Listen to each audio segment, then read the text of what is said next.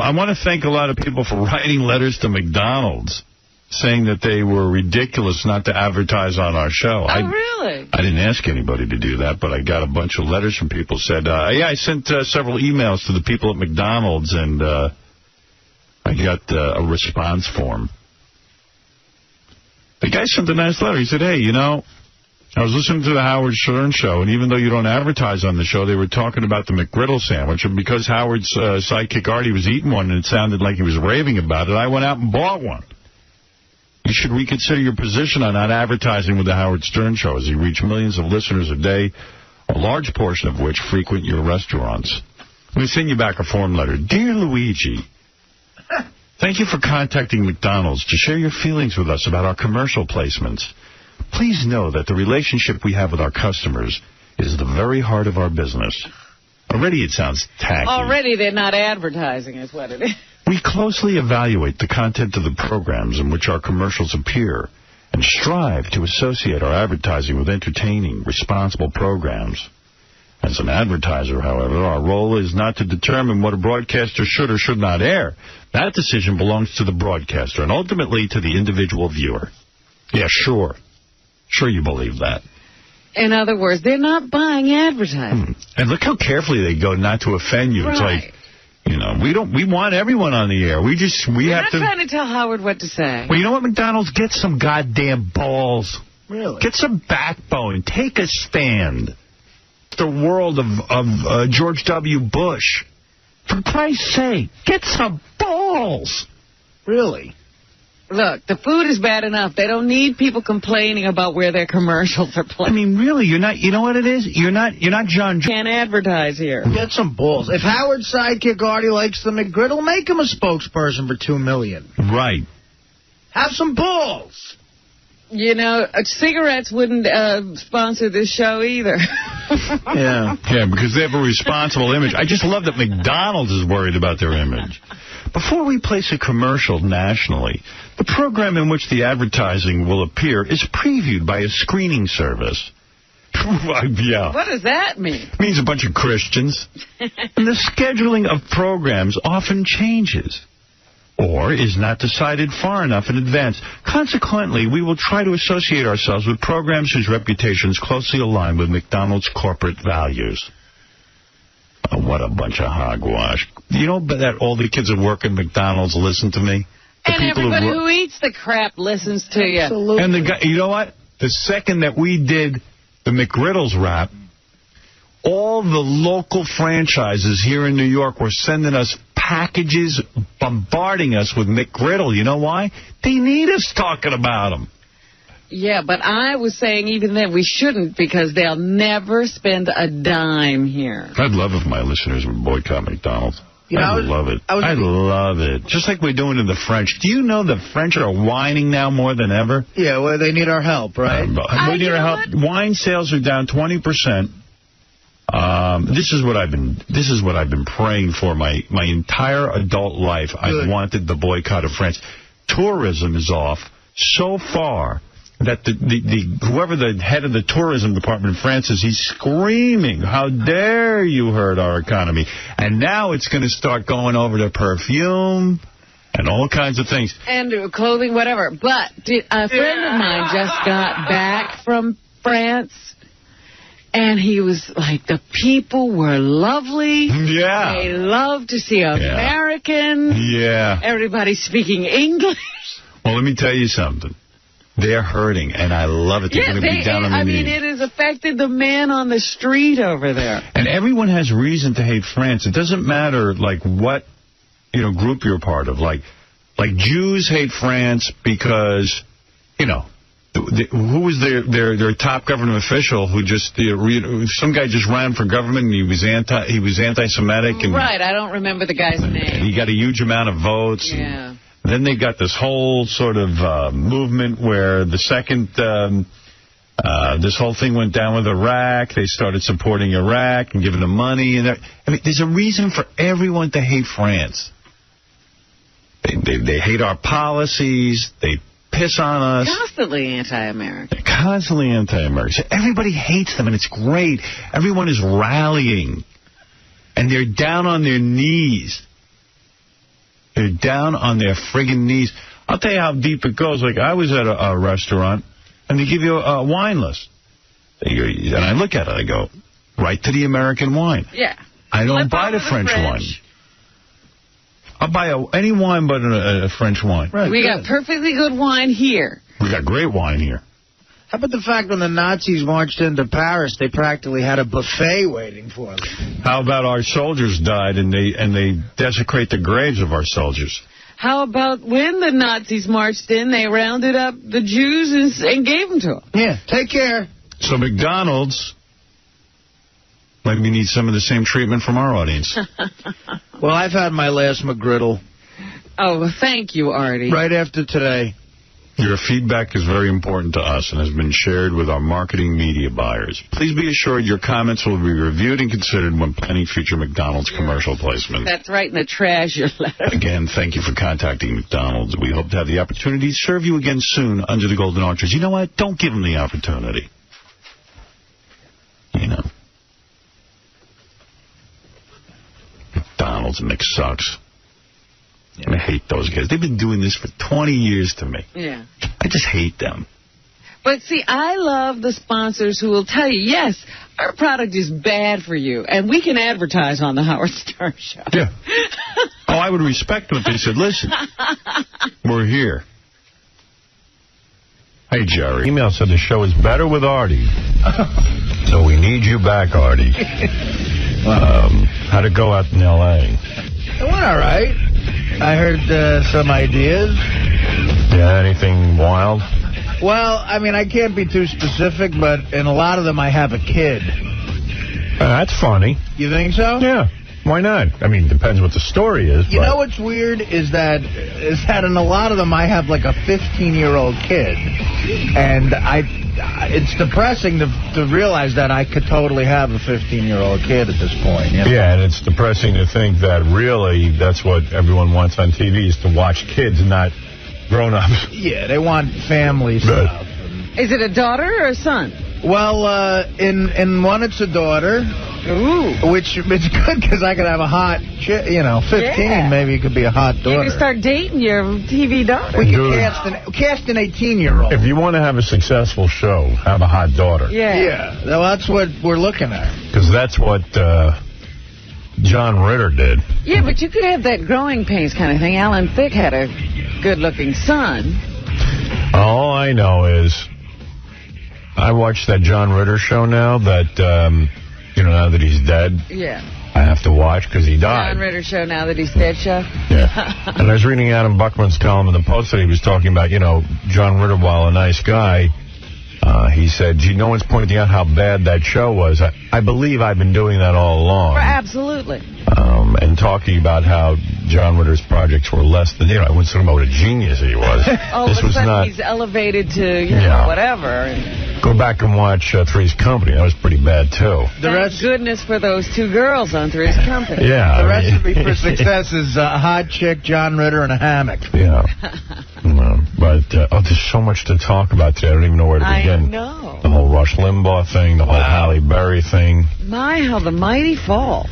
Oh, wait till, it was funny. I was coming up in the elevator with Ronnie. He goes, boy, your man Rush Limbaugh really is in trouble. I said, you know what? I hadn't seen the front page of the Daily News. Right. You're thinking it's the I said, you know what? Flap. He'll weather that storm on ESPN. He'll be just fine. He goes, no, take a look. Yeah. Because he's a drug addict, and he's... We're going to call Mike Walker because the National Enquirer is the one that broke that story about Rush Limbaugh having a drug problem and now being an investigation for sending his housekeeper out to score for him. Can you imagine? This is crazy. That guy's nuts. Talk about self-destructing. Really? Boom, kaboom. Yeah. Well, he's not been really charged with anything. No. Hope he is, though. It seems it would be great. Because, you're right about what he said about the black quarterbacks is such a That used to be an issue. It isn't anymore. It's so silly. It's commonplace. You know what's sad about it is ESPN hired him to create controversy. Yeah, well... And now he's created controversy. They say, let's get out of here. Yeah. Everybody's bailing. It's weird how some guys survive. Like Howard Cosell called the black guy a little monkey on national television and survived. Yeah, but he left Monday Night Football. Yeah, he did, right? Soon after that. Yeah, that actually was kind of major. Look at that little monkey run. Alvin Garrett. You're out of here. Goodbye, you senile little coot. That little monkey. Little monkey. Oh, my God. And he claimed he calls his grandkids monkeys. It's not right. Nobody ever heard that, though. I didn't see him call Muhammad Ali a little monkey. His ass would have been grass. He's a big monkey. Yeah. He's a big, but look at that big monkey. Right. Big monkey. Yeah, that was... I called his grandkids little monkey. You know what? Maybe his grandkids should sue him, too. He wants to be a monkey. All right. Look, there's a million things to talk about. Tons of topics. Got to take a break, though. I got to get that going. Got yelled at yesterday. I took 3 breaks. You're kidding? No. The whole show? Yeah. Oh, my. Yeah, we got into like an hour discussion with Bill O'Reilly, and then we got into... I didn't realize it was only 3. Yeah, I kind of screwed up. No, we took more than that, but evidently I didn't do it. You didn't do enough. Evidently I was less than professional. We're going to take a break. We got a lot of people coming by. It's a whole thing today. But first, these words. You're listening to a man who practices the art of transcendental meditation. Meditation. Howard Stern.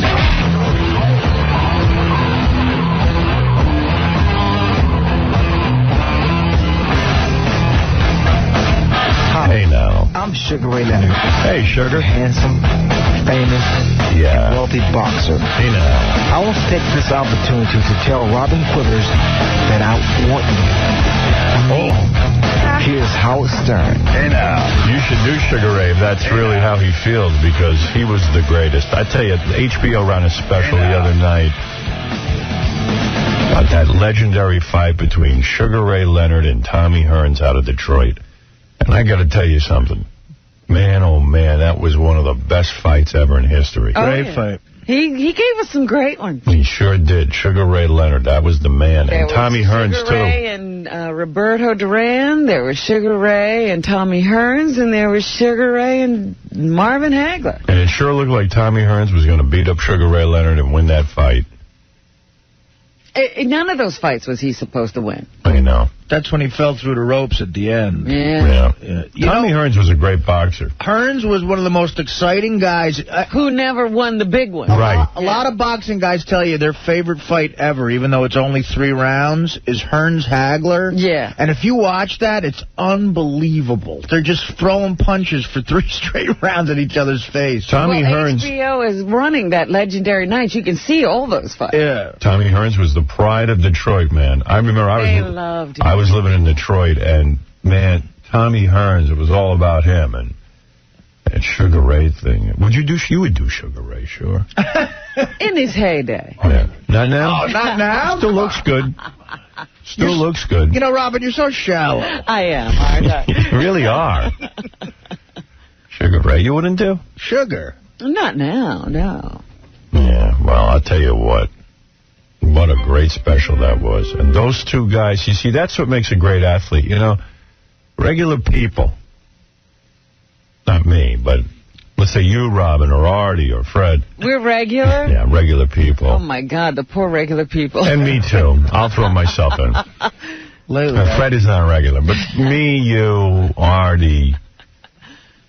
All right, not Artie, but me and you. I think I could be on the cover of Regular magazine. There you go. No, but in all seriousness, you know, people who are not exceptional athletes, they can't find that energy to push through. Like when we go, like we're running and we go, oh, I'm so tired, I can't do it anymore. Let me stop. They can go faster. And that's what Sugar Ray did. He was getting pummeled, and all of a sudden, somewhere... Wow. Yeah, all of a sudden, he just like, boom, he got crazy and went nuts and did it. It was amazing to watch. And I always, say that about athletes. The reason, like, they break down is because they go beyond. what their bodies should be able to do. But I feel the media wants a black quarterback to be... Now, you can tell the difference between a great athlete and a regular person. Like, in my basketball game in Vegas, when I was up 12-4, I did a shot at Jack Daniels from the crowd. Right. A great athlete will avoid doing that. Well, I'll tell you what. Rush Limbaugh is starting to talk like a junkie. I mean, he started to do screwy things and sabotage his own life. That story's unbelievable. Well, you know what? That's what I said. As soon as I read the headline about him and the drugs, I was like, oh, that explains Sunday. Yeah. Yeah. You know what? Can't believe I'm saying this, but I feel sort of bad for the dude. Oh, get out. I mean, read the story. I mean, nothing worse than not being able to score prescription drugs for yourself when you're that wealthy. It's not like Coke. He was completely dependent on his cleaning woman. Did you read the whole story? I got to read it out loud. I only heard the highlights, that the cleaning woman was his connection. Yeah, that's when you really know you got a habit. You got a connection. I'll read the story in a minute. And then we'll get Mike Walker on the phone because Mike's newspaper broke the whole thing. Abby, you're on the air. Oh, hi. Hey, Abby, what's up? Well, I just wanted to say that, while you superly intimidate me, I think that you were one of those guys who was made fun of in high school, and that you just use that to fuel your making fun of other people now and making people look like assholes. What are you saying? Granted, a lot of them do it themselves without any help from you, but... What are we talking about? I don't know. Are we in the middle of a conversation? Are you Rush Limbaugh's cleaning woman? What is going on? Because you know what? I could use some Percocet. Yeah. Mr. Limbaugh. Right. Hey, did you see what Rush was doing? Oxycontin. We were just talking about that the other day. Jack Osborne was addicted to Oxycontin. That's Maybe crazy that's stuff. What influenced. It's called like legal heroin. Well, that's the more, what do they call it? Hillbilly heroin. Come here, I need some heroin. Some hillbilly heroin. I need some of that Oxycontin. My head is spinning. I don't know what to talk about, Limbaugh or Halle Berry going out with Fred Durst of Limp Bizkit. I was sort of telling you that the other day, that Fred was making these declarations on his website again that he's in love. Well, he found a crazy woman who will accept it. Well, I'd like to bang Halle Berry. Oh, God. That'd be fun. I've had dreams about Halle Berry, dude. I think she is amazing. Yeah, well, she broke up with her husband because she finally realized... You know, it wasn't that he was cheating on her. Right. It was that, like, he couldn't get a hit record together. That she realized he was no He's recording artist. Yeah. He's a sex addict. She got tired of him moping around that he couldn't write a hit song. He was misrepresenting himself as a singer and a songwriter. Yeah, well, what are the chances that you're a big ladies' man and a great artist? Let me put it to you this way. A guy who looks like that very rarely comes up with a good song. Exactly. You know? You look like... he's too busy with his looks. Yeah, you got to have something majorly wrong with you to want to get girls and write hit songs. He could get girls without a hit song. Charlie Parker didn't look like, Blair Underwood. Abraham. Hi, you're on the air. Hey, man. What's up? I was going to ask you a question, but how you were saying it's impossible to be good-looking and make hit songs. How about Lenny Kravitz? Yeah, I thought of him. Lenny's about the best-looking guy. I've seen that. Yeah. Lenny's doing Nicole Kidman. I bet that's fun. Boy, these guys, you know what it is? It's like they retire from music and just get the good women. Yeah, I got to tell you something. Like, those guys have the kind of jobs where they can go to clubs every night and hook up with movie stars. And like Fred Durst, I was reading Halle Berry's been filming in Canada for over a year between Catwoman and some other movie. But he flies in and just hangs with her. He's got no schedule. And on the weekends when she doesn't have to work, he can be right there. Yeah, I wouldn't even know how to hook up with a Halle Berry or Nicole Kidman, assuming they'd give me the time of day. I'd be like Nicole Kidman would go, I'm on the set, come visit me, my love. And I'd go, come visit you, I got a job, sweetness. Yeah. See, Lenny Kravitz and Fred Durst, they don't really have jobs. Right. They have careers. You know, it's been a while since you've been on the been going out there to promote something. I was thinking when this dirty little sex tape comes out. Dirty, filthy. Going out on the talk show circuit. Will I be going out on the talk show circuit? You know what? Spice up these late night boring talk shows. I probably will. I'll have to book a few of those appearances. As soon as my video, DVD, video, whatever you want to call it. Is ready for release. Yeah. As soon as it's ready. You'll hit the, make the rounds, as you say. As long as they let me give out a number for ordering the video. Oh. If they don't, if they won't, I'm not going on. I mean, considering that all these people allow people to go on and shill for money, and they don't even tell us. When Drew Barrymore shills for cheese products, and apparently it sounded like to me that Faith Ford goes on the Ellen DeGeneres show and does an extended rap about Clorox wipes. I don't understand what the problem... It's always a problem with me when I got to promote something. Why not give your phone number? Yeah. And for something like that, they have to pay the celebrity and the show, you think? No, they pay the celebrity. No, they pay the celebrity. Huh. And the show gets a good guest. Oh, okay. I mean, we played yesterday. You didn't hear this, Artie, but Ellen DeGeneres had on Faith Ford. Maybe I still have the tape. Let me see. It's a great tape. And she goes right into a rap on Clorox. Yeah, they come out of a commercial and go into a Clorox rap. Mm-hmm. Oh, here we go. Let's see it. I hear that. You got it, Gary? Thanks. You didn't hear it, sir? No, I haven't heard that. Okay, here you go. That's where Faith Ford and Ellen are on the couch. Just kidding. Oh, here we go. That's clearly a product. Here we go. We're back with the lovely and compulsive Faith Ford. You're wiping your hands with these Clorox wipes. You're obsessed with these? I love them. All right. I like them everywhere. You have them everywhere? Everywhere. They're disinfectant things, and you just wipe your hands constantly? Yes. I want the Clorox people to call me immediately. They will. Sounds like they have. All you have to do is tell them, I'm telling you, I have so many dog things. I want to wipe the bottom of my shoes with these. Shameless. Right? Horrible. Sure seems it. I don't know.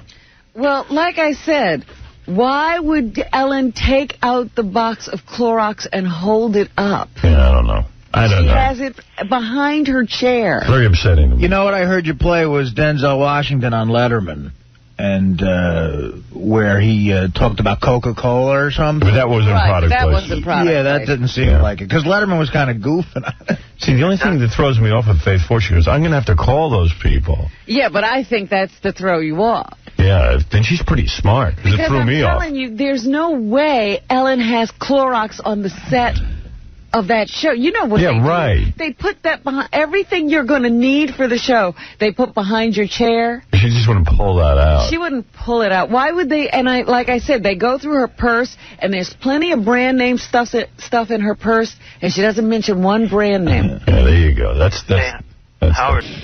Benjy claims to have had sex with. Oh, you mean that girl from Canada? Yeah. She had to be blind. Yeah.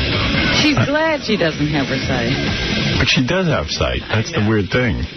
I don't get her whole blind thing. She legally blind?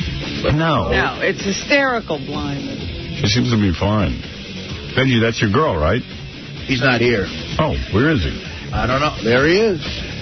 Dude, come on, man. Stop walking in late. Can you be here on time? I'm picking my nose. I'm picking my nose and then eating my eaves. My eeg.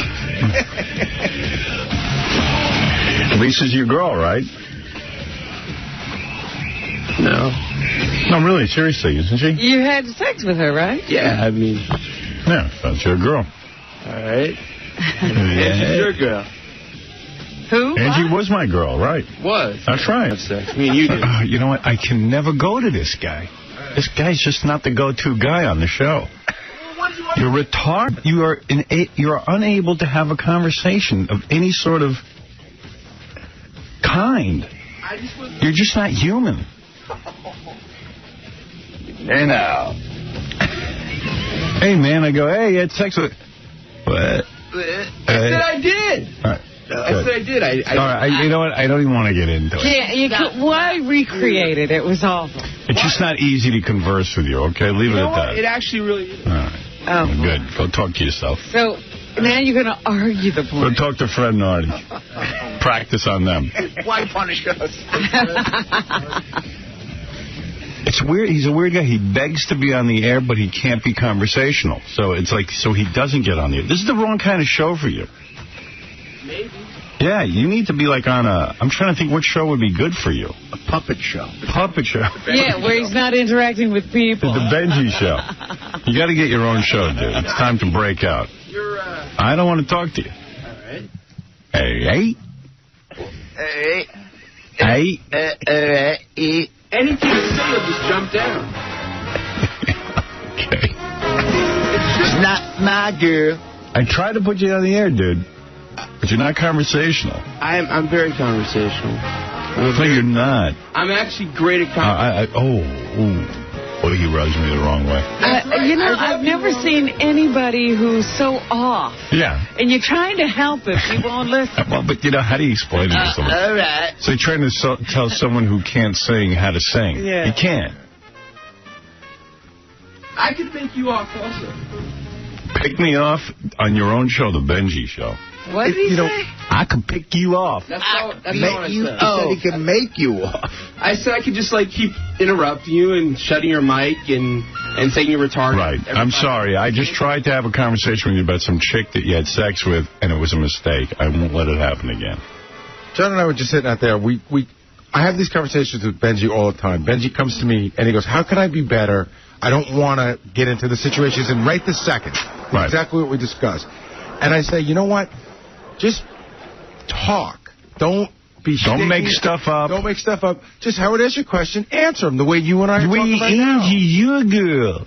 But secret agenda. Why didn't you when Howard asked you a question, why didn't you just answer him back? Because I don't define it as my girl. Well, then say, joke. I go, hey, that's your girl. And you go supposed to go, yeah, we had a night or whatever. Oh, yeah, that's what you had to say. So it doesn't mean literally she's your girl. I know that. Even if you and I were in the office, this is what would have happened. You go, Gary, she's not my girl. We hooked up one night. Yeah, I was trying to be a pal, and it's impossible. I know it's so hard, Benj. It's just you don't get it. You're a nice guy. No, he's not.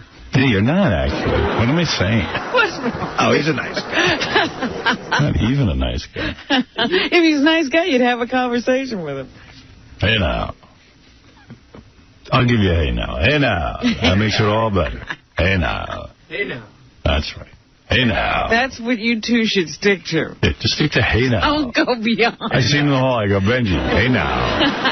Hey, now. Hey, now. That's where a bunch of BS is. Yep, that's it. I make you laugh all the time. Off the air? Yeah.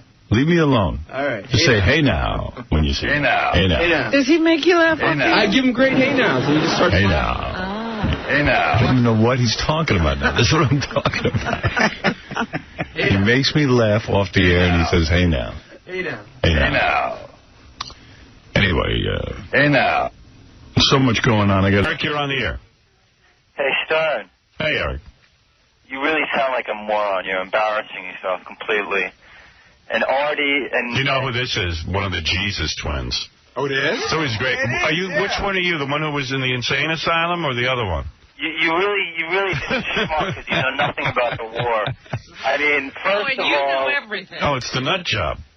First of all, Stern... What medications you on before you give us your tirade?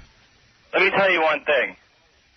Artie, Robin, and you know nothing about politics and nothing about the war.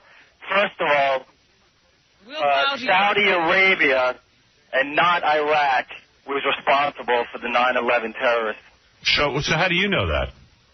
Because I've taken political science classes. Where? Where did you take a political science class? What? Where did you take a political science class?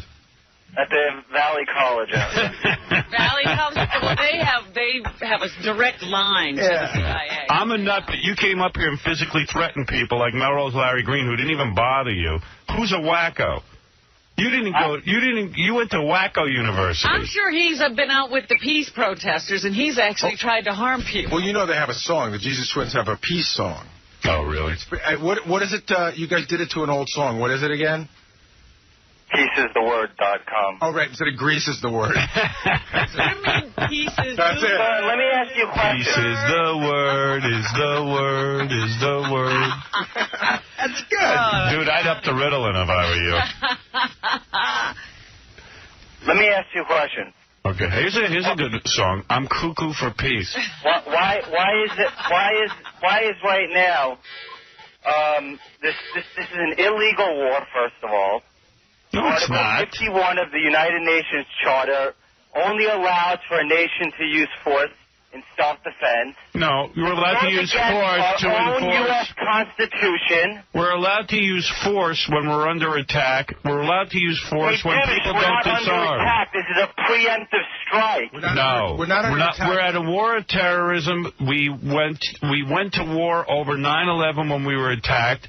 We've identified Al-Qaeda cells. How come we didn't catch Osama bin Laden? What, do we go after the first Arab? Why don't you go catch him? Why don't you catch him? And you schmucks saying that all Arabs look alike.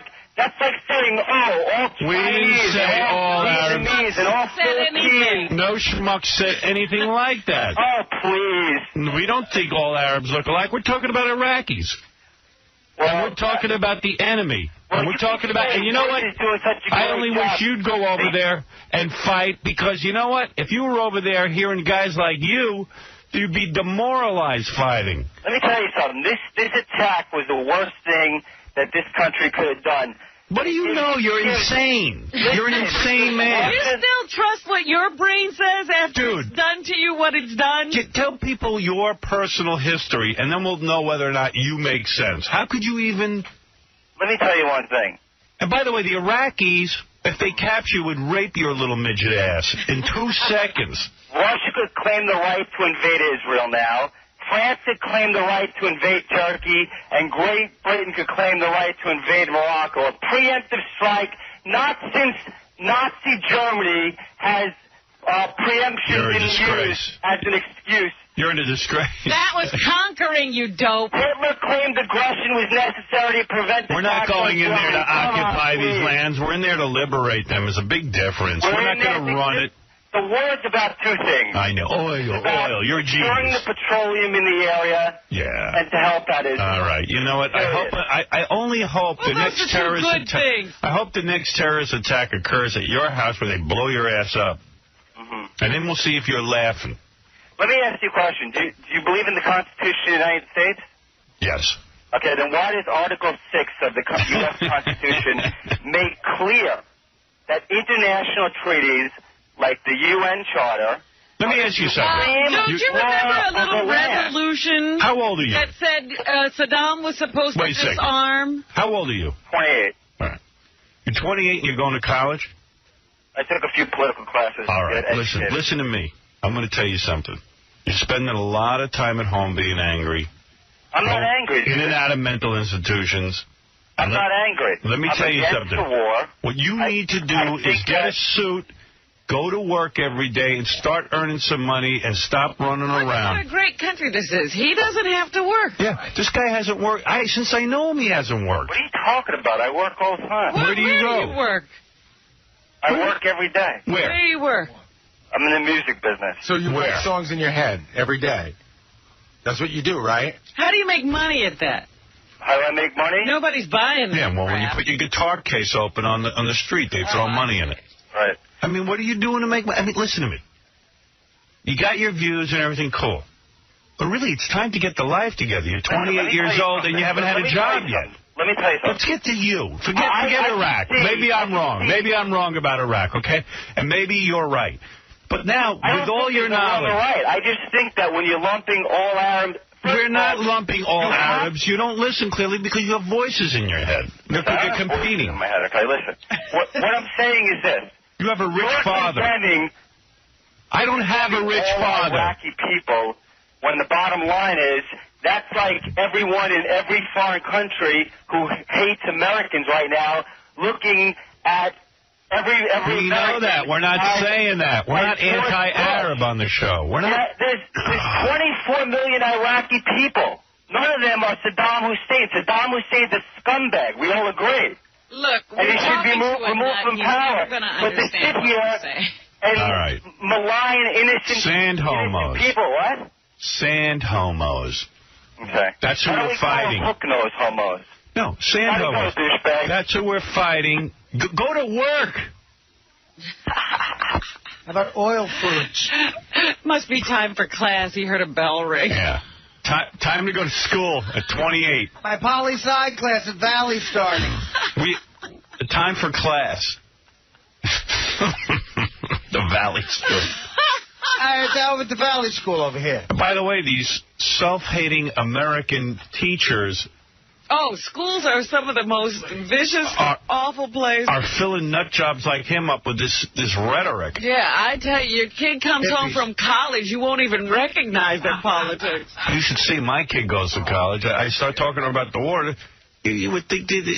Yeah, we're the most horrible race on earth. You would think we were terrible. Americans are terrible. They teach Americans to hate themselves. They're being taught by hippies. We're the best people there ever was. Americans. There's no better. Yeah, a few years ago, before we had this going on, it was corporations they were against. Right. So your kid would come home a communist, thinking that people shouldn't make money. We're the best people. And let me tell you something. When your kids go communist, it's another 5 years you got to support them. That's right. Yeah. Don't let them date a commie. I tell you, Howard Stern's going to have to start going down to some of these colleges and talking to the kids himself. The teachers, I don't know what happened to them, but, yeah, they're not very pro-American. I'm so upset about this, I just refer to myself in third person. Okay? But did you hear that guy just said on the phone, he goes, Saddam Hussein's a scumbag, he should be removed from power. Hey, how does he plan on us doing that? How's that going to happen? We're going to vote him out. This guy, I love that guy. I'd have him on the show anytime. That's Eric from the Jesus Tree. No, I know, but all right? I know who he is, but a lot of people... I would actually like to hear that song. What is it? Peace is the word. Hey, Gary, do you got peace is the word before we go to commercial? Not handy. We had it, but you hated it so much we threw it away. I can get it again. How can you get it? I'll go to the website. I want to play it now. I'm saying, him aside, a lot of people against the war have that same view, that Saddam Hussein's got to be removed. How are we going to do that? He's just not going anywhere. Oh, they're stumped on that. Yeah. You want? I'm going to have to take a commercial break, and then I can play pieces. Dude, play the rest of the song. You might learn something. Oh, here he is. The piece of the word. If we ever learn something from you, we're in committing ourselves. Seriously, Eric, you got to get back. You got to get into some kind of career. Dude, my career's going great. What is your career? I'm a musician. Nah, come on. Where are you playing? Where are you making money? I just sold 4 songs publishing. To who? That's none of your business. Well, I'm trying to figure out what it is you're up to, dude. I heard your dad was rich and he supports you. My dad is far from rich. Really? Not anymore since he supports you. Yeah, exactly. He paid for the poli-sci class at Valley. Classes are $10. I don't think they cost so much. Teachers are good at Valley? Stern. Have you ever heard the concept, you get what you pay for? $10 a class. Well, most universities are anti-American. Yeah. I'm not anti-American at all. Sure you are. How come you don't listen to people that know what they're talking about? I'm listening to you. Like Ritter, the guy who was the chief weapons inspector back in '91, who says, quote, that the truth is Iraq is not a threat to its neighbors and is not acting in a manner which threatens anyone. Look, I'm not going to debate with you, but I'll tell you what. You're wrong and he's wrong because they invaded Kuwait, and if it wasn't for us, Kuwait would now be occupied by Iraq. And who do you think financed that? The same you hear this? This is so silly. Hey, listen, Eric, I'm not a political show. Go call Rush Limbaugh. Fine. Why don't you play the rest of the song so the people... There's a lot of people in this country that don't agree with this administration. I'm going to play you a song. Where's my Metallica song? Are they all like you? It's okay. By the way, Ritter, just because I want to school you a little bit, Ritter was financed by Iraq. Mm-hmm. Okay? Ritter was and you know that. by Iraq. Yeah. And who do you think financed Hussein and gave him $500 million the same year that he... because we have a crystal ball, and we're supposed to know. And we're supposed to know who's going to be good or bad. Get out of here. Go help the slags. Help the slags. You slag lover? Slag lover. Slag lover. Artie, your nose is so far up. Slag lover. Slag lover. Slag lover. If Howard changed his position and was against the war, you guys would all be like, oh yeah, you're right. It's not. Slag lover. Just war. Better up Howard's butt than Saddam. That's not true. Yeah, slag. I'm pro-war. Slag lover. Come on down here, little slag lover. You guys are just dumb. That's the problem. That's right. And we're enjoying ourselves. And we're here and you're listening to us. What about you? Hey, I'm rubber, you're glue, dude. Anything you say bounces right off you. 10 million Iraqis are going to die of either starvation. Anything I say bounces off me. You could care less about Iraqis. Stop that bull crap. Yeah, you better start caring about what medication you're on. Son, let me tell you don't something. know one Iraqi. Half the country's on medication, including probably your ex-wife. No, my ex-wife isn't on medication. All right, well, it was a pleasure talking to you. Hopefully you could learn something, educate yourself. Thank you. We're going to listen to your song. What's really going on. Yeah. Unfortunately, you probably get your news sources from Fox. No, I get it from Valley College. Thank you. Valley College. What a waste of time that is. Just $10 classes, boy. Hey, yeah, it's $10 a class. What a bargain. Where is my song?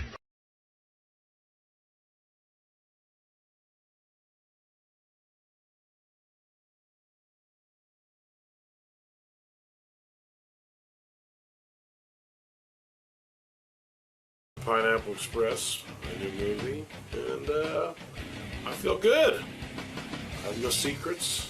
I'm ready for this experience. So, are you excited to be on Howard's show? Are you a big fan of his? I am. He's just like a fucking filthy dude. I'm used to talking to Jay Leno and shit, so it's nice to talk to. Be a little different. It must be a little different, yeah. Someone who I actually find really hilarious. So that'll be good. Cool, man. All right, have fun in there today. Thank you, sir. All right, Seth Rogen is the star of the moment. His movie Pineapple Express made $22 million this Still weekend. behind Dark Knight. Still, yeah. There he is. That's the guy. Hey now. All right. How you doing? I'm great.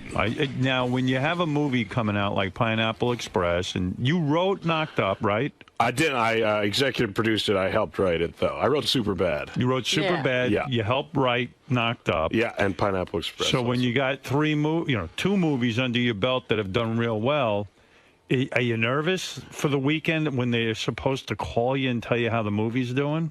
I get a little nervous. Luckily, these movies are pretty fucking cheap on the grand scale of things. Like, what does Pineapple Express cost to make? Cost $26 million.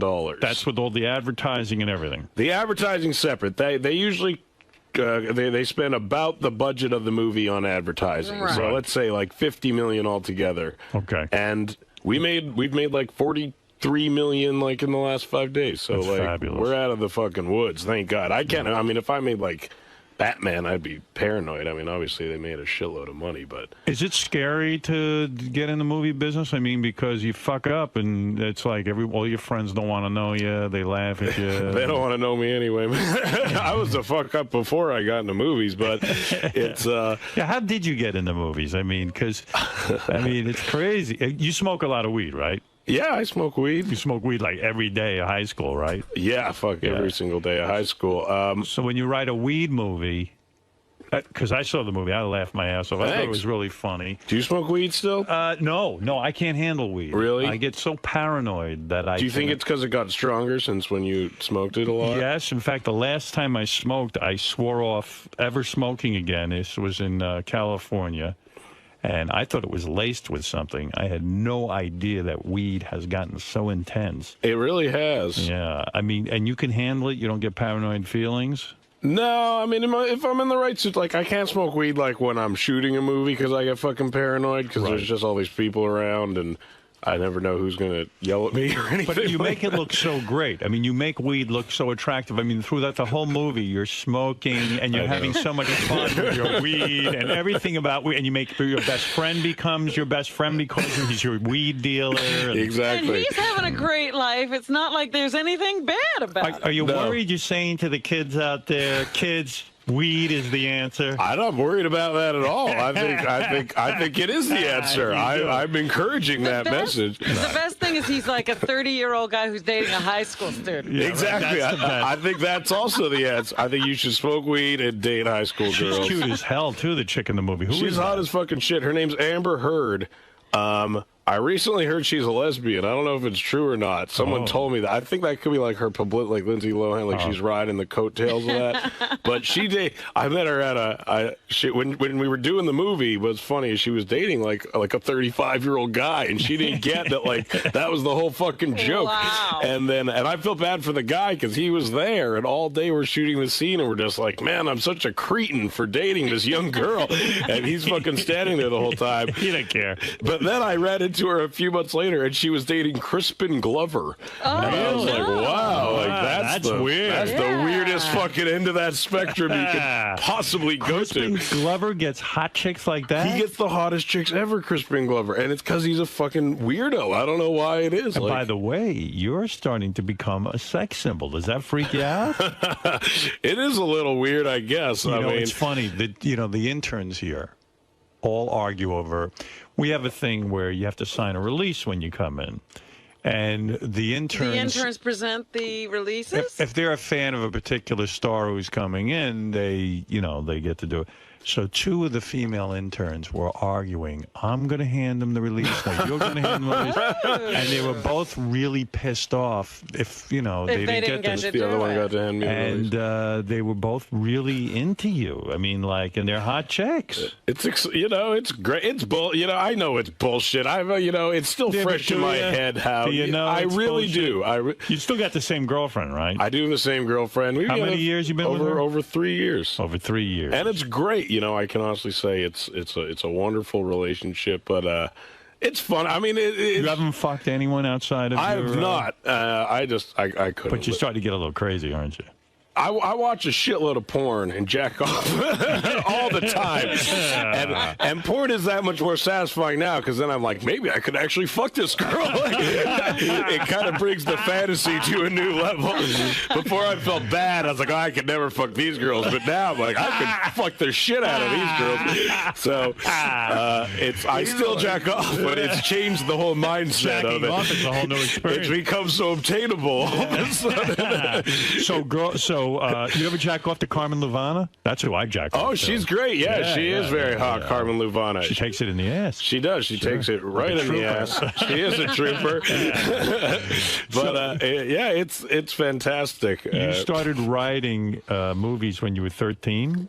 I did. And your parents must have thought you were an asshole, right? No, they encouraged it, actually. They did, really? Yeah, they totally did. From? I'm from Vancouver, British Columbia, in Canada. Yeah. Okay. And my dad's from Newark, though. So I'm pretty well cultured. You're a world traveler. Exactly. All right. They were encouraging. So were the tough years 11 to 13? I mean, were those years?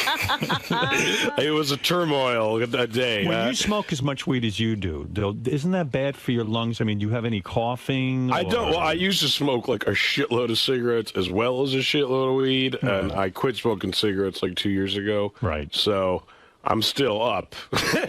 I'm still up on the grand scale of things. I can see, like, my girlfriend, God bless her, doesn't really give me shit for smoking weed and being stoned kind of in general, but she's kind of beginning to be like, maybe you could get a vaporizer or something like that. Maybe you could eat weed food. But I'm trying to lose weight, and I was telling her I was like, but all weed food's like cookies and brownies. I can't do that. Yeah. It's funny, though, because when you're smoking this weed in the movie Pineapple Express, I got to tell you, I mean, you make it look very attractive. You really natural. They also make it look like you can smoke like they're just puffing and puffing and puffing away on a joint. Like you have really bad things going on in this movie, and you guys smoke through it, and there's no problem. I cannot get my head together when I smoke. I can't, I mean, a lot of the notion came from, like, me and my friend Evan sitting on the couch being stoned off our asses and being like, what if someone tried to murder us right fucking now? What would we do? and I mean, because it does play off of the paranoia. I always know you smoke too much weed when you hear someone go, like, did you hear that? Like, as soon as, like, the did you hear that start fucking coming around. Do you ever worry now that you're too baked to really have a big Hollywood career? In other words, that, that okay, you've got the hits going. Now you're starting to feel the pressure. The movies are making money. You're starting to become a player in Hollywood. Maybe you're saying to yourself, maybe I can't smoke weed anymore. Yeah, do you want to stay in this particular genre, or do you feel like you at some point want to branch out? I feel like I could, I hear Harrison Ford smokes a lot of weed. He's fucking branched out like a motherfucker.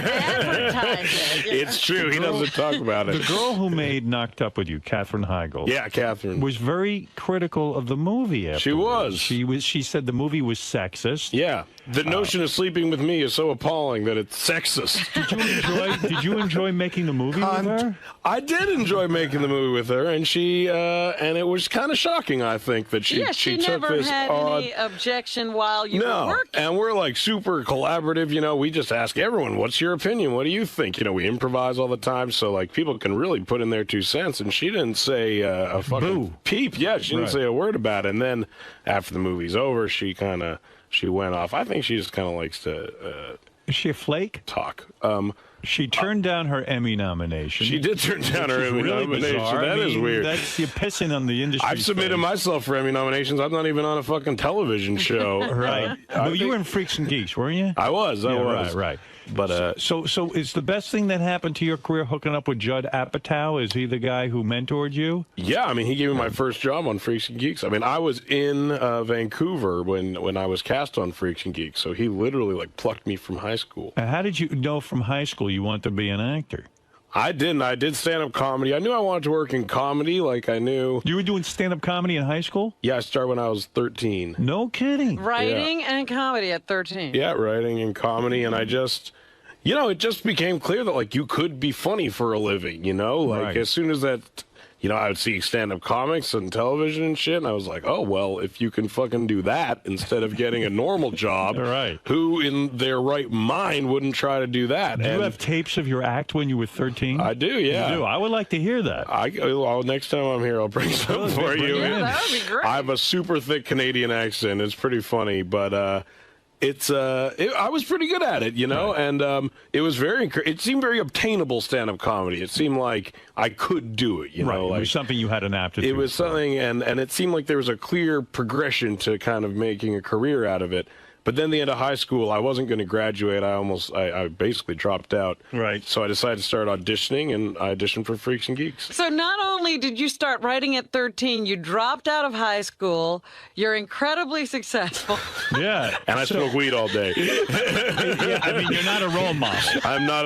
Maybe I'm the greatest role model. I'm the most obtainable role model there is. How are you losing weight? Crystal meth? Or? I am. It's a lot of ice. Just the teeth jittering alone. It burns calories. So now you're such a big star. I read that you're going to star in the Green Hornet. Yeah, me and Evan, who I wrote Pineapple and Superbad with, we're writing a Green Hornet movie. Evan is not the kid from Spider-Man, is it? No, that's James. Evan is just he's just a Jew I went to high school with. He's a Jew. Yeah, he's you a Jew. admit that. Yeah, I admit that.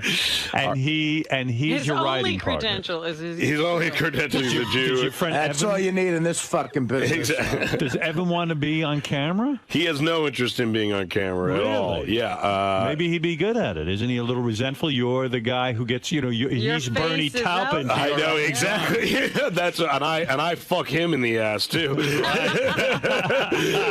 try to emulate that relationship to the fullest of its potential.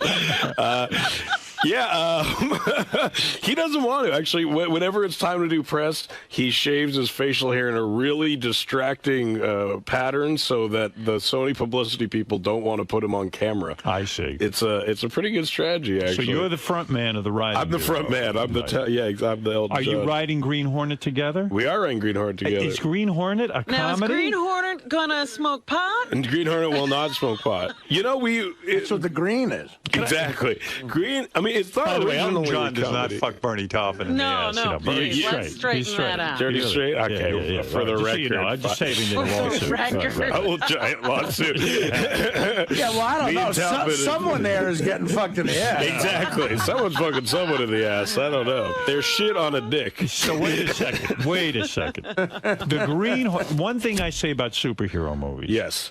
Is that the reason I love Batman, and the reason I love Spider-Man, I love all these movies, is because they treat him seriously. In other words, the superhero is a real hero, and you believe that this could actually happen. Yeah, I mean, we're trying to do that, but we feel like a lot of those movies ignore a lot of the funny shit that would happen if you were doing that, and we're just, I mean, we're not, trying to, we're not making like a Starsky and Hutch kind of like goofy reimagining, but we're, the thing about the Green Hornet is he has this sidekick, Kato, who's also like his personal assistant and also like saves his ass 90% of the time and then goes and like fucking makes some coffee at the end of the day. So what we found amusing is just kind of this relationship between this hero and his sidekick and this guy and his personal assistant.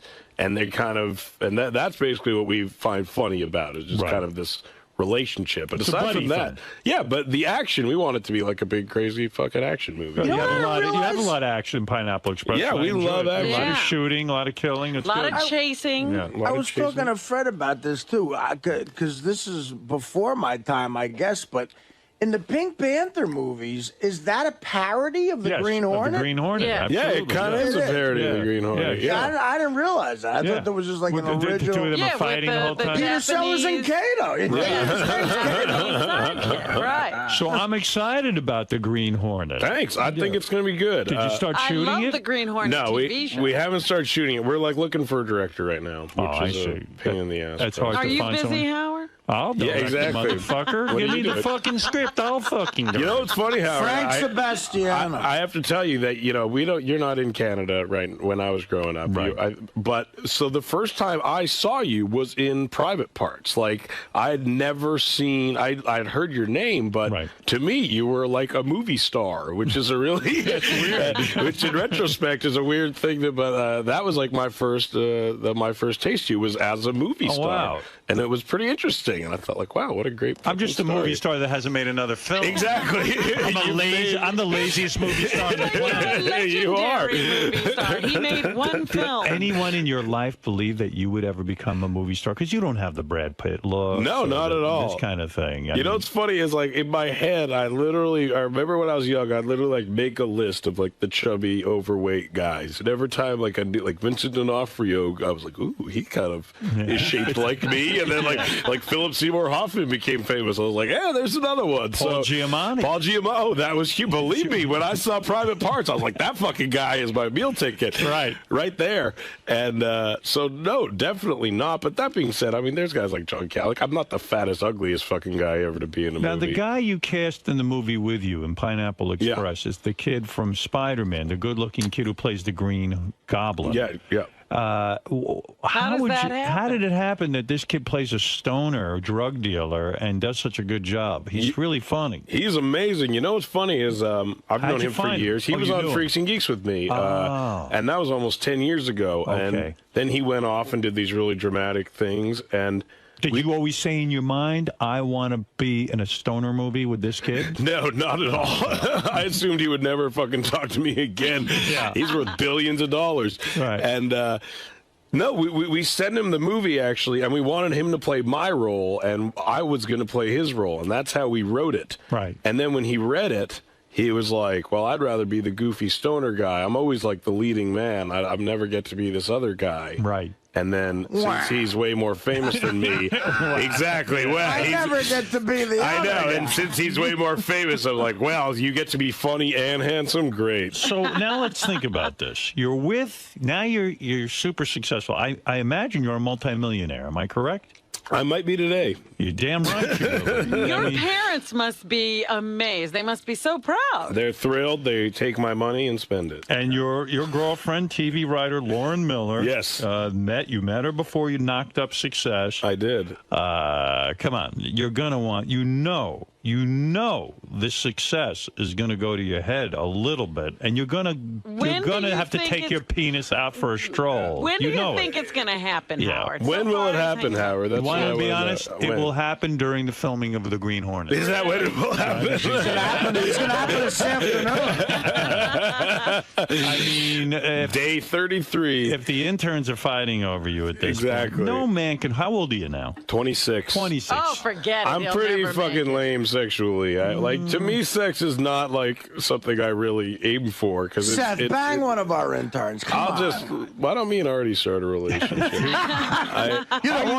Are you lame sexually? You know, Jimmy Kimmel used to give me that same kind of Really? vibe. Yeah, he kind of seems like an asexual type I'm of guy. definitely not asexual. Right, but, you're into it. But I know, I mean, it's not worth, really ruining any aspect of my life for sex, because it won't be that fucking great. Do you think you're going to ask this girl to marry you or something? I might. Some of my friends are getting married. I don't know. But I honestly don't believe, I'm not like a big marriage guy. I think marriage is kind of fucking bullshit. Me too. I don't like kids. Me too. I don't think I ever want fucking kids. Well, I have kids and I'm getting married. Exactly. I didn't say I like it, but I'm good. No, I love my kids. You'll come around. Don't worry. Really? Yes. See, can he have your kids? That's the one thing. You can have my kids. I can have your kids. I'm a great influence. Would you say that, you have to, you're a guy who watches porn. Shitloads. There's going to be a lot of temptation out there, my friend, as you're going around in this business. There's definitely temptation. Yeah. And I work with porn stars in our movies a lot, which I actually think is good in dispelling the sexiness of porn. Because when you're around porn stars, it instantly, it lowers the When I did my movie, I had Jenna Jameson in She's fucking hot as hell. I'll tell you, it didn't dispel It did not dispel shit. No, I don't know what you're talking about. You got a good one. See, we need to aim higher. I know what he's talking about. Sometimes there's certain porno people you meet, and it really does ruin. Well, I remember, there's a scene in Knocked Up where there's two actual porn stars stripping for us. Right. So I got to have a whole day of a porn star stripping for me, and I remember, and this was a porn star I've jacked off to thousands of times, and as she's stripping for me, I could see her asshole hair, and I was just and I remember just thinking see, there you go, the rumor has been, the myth has been dispelled. It's not as sexy. You don't think of the asshole hair when you're masturbating. No, you sure But when you don't. start dating the girl, that's where you're dating the asshole hair. What is the strategy? What is the strategy here? Well, you're right. It makes these people real. Yeah, it makes them real. What's the strategy career-wise now? You turned down a huge role in a big kind of, what was it, like a sequel to Transformers? No, it wasn't. Jonah did. They offered me another part in some other big giant film. Yeah. What was it, X-Men or something? I honestly can't remember what it was called. It was the guy that did, I think, what was it, The Day After Tomorrow, maybe? And they offered you a big role and you turned it down. Yeah, I mean, I didn't even need to hear what it... I have one simple rule, and that's, would I go see this movie? And I feel like it's a rule that a lot of fucking people don't ask themselves, That's true. Because you see a movie come out, and you're like, no one would go see that movie. And for Green Hornet, though, you're losing weight. You're trying to get chiseled, right? I am a little bit. Yeah, You're gonna play... It's fucking terrible. It's Green Hornet? I'm gonna play the Green Hornet. See, Robin just shattered herself. The Green Hornet is a guy who's in shape. Good-looking You guy. have to believe that I do physical activity, definitely, which right now you don't. How are you preparing for I have a personal trainer. He trains many celebrities, Has he looked at you and said, "This is possible"? He did, which I was literally worried I'd walk in and just be like, "Get the fuck out of my face!" Why think he's going to turn down a job? This guy? Exactly. Why not a chubby Green Hornet? That's well, here's the thing: is we don't know. So much easier. We don't know what will happen. We're open to a chubby Green Hornet. I keep having this recurring dream that like I'll show up on set in a few months and just be like, "Sorry guys, this is what the fuck you got to work with." Rewrite. I got the fat version of the script right here. Oh man! Might as well keep it handy. So is this hurting you? I mean, they got you on a special diet. Yeah, tell us the diet fucking sucks. It's you. Are you smoking weed through this diet? I am. I get real stoned before I work out every day. Really? That's hard, man. It is. It numbs my brain to it all. That's the thing. I don't even know what I'm doing. Have you developed a muscle?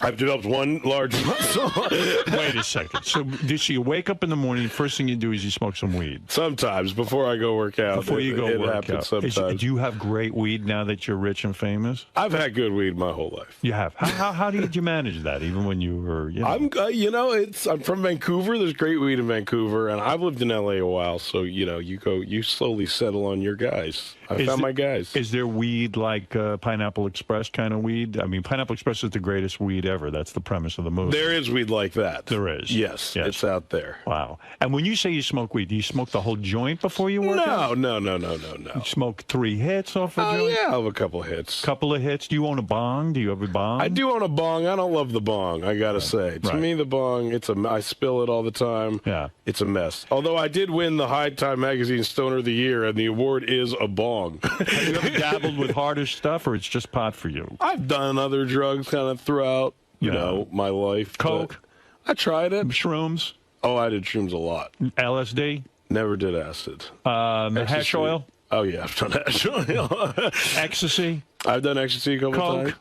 You asked me that already. Say it again. I did it once years ago. It was New Year's. Does it count? Pot's your thing. Yeah, I've settled. I have. Ever try heroin? No. Where did you come Only in my balls. Would do that? Yeah, exactly. Only in the dick. I was just about to blow a joke in the movie, and I'm just not going to do it. Oh, okay. That there was that special joint. I just wondered how. Yeah, exactly. Did Robin say you were just about to blow somebody? No, the cross joint she's talking about. The cross joint. That's something I would actually smoke in high school. We actually did that. I rolled. That was a riot. I rolled that cross joint that we smoked in the movie, and so you'll take a couple of hits off some weed, and then you go to your training session. Now, I find pot makes me very hungry to the point that I have to just keep eating and eating and eating. Real potheads have eliminated that, I would say. Like, oxygen does that for me. I think you realize, yeah, exactly. Just real potheads can go. Real potheads don't get munchies, I would say. Like, I think you learn very early on in your pot smoking career that when you eat after you smoke weed, it makes you not hungry anymore. Right. Or it makes you not stoned anymore. It kind of kills the high. I so not enjoyed being high from pot that you wanted to eat. That's why I think I ate so much. I just wanted to get rid of it. Exactly. Real potheads eat and then smoke weed. See, there we go. Well, now I know why you're here today. You're some kind of expert. Pineapple Express. You've learned a lot of shit in your life. So you'll go to the gym and you're high. And does your trainer ever say to you, look, this isn't appropriate. You want to be the Green Hornet. He trains a lot of rappers. So you're not taking this training very seriously. No, I really am. Are you going to take seriously drugs? am. But what do? You do sit-ups and... I work out like... I go in there like 3-4 times a week. What do you weigh now? Can I ask? I never weigh myself. You can ask. I don't fucking know. You don't know. Between 180 and 225. But they didn't try measuring you or anything to see what kind of results they were getting? I mean, I've seen results. There's results. Okay. You guys haven't seen me normally. Most Take people off who, your clothes. Most people who have seen me now and haven't seen me a while say, "Ooh, you look great." But you guys don't have that pleasure. You a big comic book fan? Is that why you got huge comic book fan, me man? Too, man. I love it. I'd say yes. Since I started making money, that's the one thing I fucking blow all of it on. Do you? You buy? You collect? I collect tons of comic books and like toys and sculptures and shit like that. Where do you display all of this? In my office. I actually just had like a whole giant wall of shelves built in my office. No kidding. Look at you with an office. Now, would you be somebody who went to Comic-Con at one time? I would be somebody who went to Comic-Con. Do you know Gamorrean Guard? Huh? Do you know Gamorrean Guard? Gamorrean Guard? What is that, like a role-playing game? That's Star Wars, Gamorrean Guard. Oh, the Gamorrean Guards. Yeah. We know a guy who goes as Gamorrean Guard. Really? Yeah. Are they the red ones, the Gamorrean Guards? Oh, Gamorrean Guard. So, were your parents aware that you were smoking all this pot at a young age? Were they okay with it? They were. When I was... I guess when I was 13 years old, they found an ounce of mushrooms in my backpack, and that was the first thing I ever got caught with. Wow. So that, like, set the bar pretty high. So after that, when they would find a joint or something, I know they were like, well, at least he doesn't have a fucking ounce of mushrooms in his backpack. So that's the key to kids, is if you're going to get caught with something, get caught with something really bad first. So then pot isn't and then just so your bad. Normal shit doesn't seem so bad. That makes sense. So you were the type of kid, you read a lot of comic books and you smoked a lot of weed. Exactly. Right. And I jerked off a lot. I was shocked to read that you were a staff writer on the Ali G show. I was, yeah. That's amazing. That's an amazing show. Oh, it's genius. I love that. What kind of fun was that? I mean, you just make up weird shit and it was fun. It was really hard. Me and Evan did it. It was like it was actually our like first job together, like professionally, that we got paid for. Yeah, you would write the interview questions, like, you see him there interviewing people, and right. You would think, like, well, he's interviewing a psychic, and then you try to get him to, we did some crazy shit. And when it worked well, it went great. We had this psychic who, we got him to contact Gianni Versace, and then he started to give the ghost of Gianni Versace a blowjob in front of the psychic. It was the greatest fucking thing ever. And the psychic's going along with it. Just like, where's his dick? Where's Gianni's dick? Did that one make it to air? It's on the DVD, I think. I think they put it on the DVD. They might...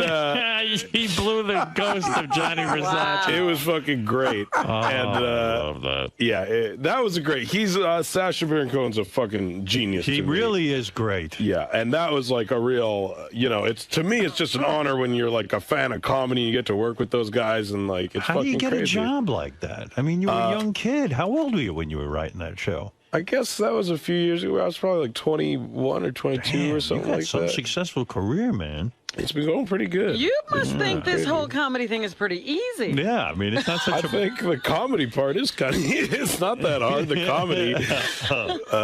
The work, yeah, Comedy's always the easy part. That's what I do think that. So are you like one of the in-crowd now? Do you get to hang out with Adam Sandler and all those fucking guys? I don't go anywhere, man. What are you maybe, talking about? You got some fucking famous friends. Don't give me bullshit. I know Adam Sandler. I'm doing a movie with him in a few months. Yeah, I know Adam Sandler. You're doing Green Hornet and an Adam Sandler movie. Yeah, Judd's next movie is with me and Adam Sandler. Get the fuck out of here. Yeah, Look at your career, man. This is insane. What are you great. worth right now? Give me a ballpark. I actually have no idea. I don't buy it. Because I don't know what I've been paid for. I've millions of dollars. Wow. Yeah. What do you got, a big house? No, I don't have that big a house. It's bigger than any fucking house I grew up in, my whole life. Where you living? It's around the size of this studio that we're in right now.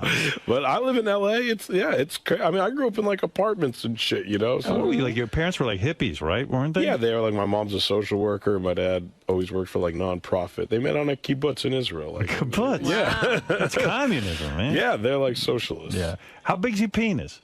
I'd say, flaccid. I haven't measured in years. It's a good size. Is it really? I'd say it's normal. Gee, I was hoping you were small. I mean, things are going a little too well. I know, exactly. But it's weird looking. Really? No, it's not. What a shame. It's a textbook penis. I'd say, like, it's your dictionary definition. When I was researching your life, I found out that you were a karate student for 10 years, and you only made it to brown belt? My teacher was tough, man. He was a tough teacher. So, I mean, can you handle yourself? I can kick some ass. So for the movie Green Hornet, it's almost mandatory that you be somewhat versed in the martial arts. Definitely. I'm a fighter in it. I got to learn to fight crime. And have you ever fought people in real life in a match? I've never been in like a real fight, really. I was always like a pretty big guy, and people don't really want to pick on like a really. You know katas? Big, I know my katas and my kumites. And wow. I took it at the fucking Jewish Community Center. I should say that. I don't want to make it seem like I'm in like a dojo in fucking Japan somewhere. Yeah, right. You had a Jewish karate. I was in the Vancouver Jewish Community Center. Wow, all right. Well, I can't believe he was Japanese, though. I think he could have been Japanese. You're doing well, man. Look Thank you, sir. All right, so let me understand something. You had this is your third movie, your third major film. Mm-hmm. Okay, this one's a hit. I mean, okay, you didn't beat Batman. Well, yeah, you know. That's tough. I don't want to beat Batman. Were you bummed out? No, I don't fucking care. You don't care. We're already the biggest weed movie ever. Right. Bigger than Cheech and Chong. Were you a fan of the Cheech and Chong weed movies? I was, but Up in Smoke grossed like $42 million. Like in 5 days, I think we've made more than every weed movie's ever made. Who primarily goes to see the movie? Even though it's rated R, I imagine kids go see it, right? I hope so. I mean, yeah, that's what I think 9-year-olds should go. So, Sisterhood of the Traveling Pants, they got a lot of our ticket sales, I think. So this is good, man. Life is good. It's fucking great. I'm psyched. Any shitty stuff going on in your life? No, not really. I'm trying to think. My girlfriend wants a dog. I don't. That's about it. Be careful. You're going to give in? I don't want to. I really don't think I will. Why don't you want a dog? Oh, we just travel all the time. It's just so why is she looking to complicate things? She just, everything's too good. See, she's not pressuring you to get married? No, not at all. Yeah. You use a rubber with your girlfriend? No. What do you use? She's on the birth control. Oh, she is? Yeah, it's great. So you don't even have to pull out. No, not at all. I like to just because I come on myself usually. I like to feel my own love.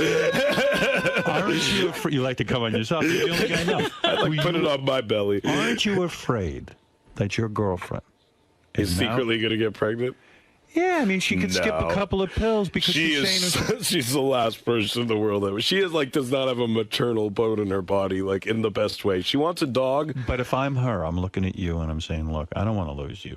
Yeah. I'm in love with you. Oh, so she's now got a scheme? She knows I don't like babies that much. She knows my baby is not reason for me to stick around. You will leave her if she has a baby. You keep that fucking rat. You could raise that fucker. You don't want that kid. I don't want that kid. You like your life. You want to smoke weed. You want to hang with your friends. Do you have a bunch of male buddies you hang out with? Yeah, I have the guys that you see me in movies with, for the most part. And you don't seem bitter at all. You don't say to a guy like Sandler, hey, Sandler, where were you when I needed you? How come now all of a sudden you want me? No, not at all. I mean, that's fucking crazy. How did Sandler approach you about being in a movie? Judd, it was through Judd, but I've known him for a little while. I mean, he's friends with Judd. I've known him throughout the years. What kind of movie is it? It's about, we play stand-up comics. Oh. And, it's kind of like Judd's other movies. It's like a kind of relationship dramedy. I don't fucking know. Cool. Should be a good one. Well, it sounds great, man. You're doing very well. Yeah, Thank you, it's an exciting life. Yeah, and I love the movie Pineapple Express. I really enjoyed it. Thank you so much. I'm so glad you liked it. I could just sit and watch people get high and like act stupid. Yeah, I'm sitting here thinking about some of the scenes, and it makes me laugh because they were just so ridiculously stoned. It's people getting, that's what I like. It's just stupid. It's really great. See Seth Rogen in Pineapple Express in theaters now. When you write a film like this, is it hard to explain it to the studio?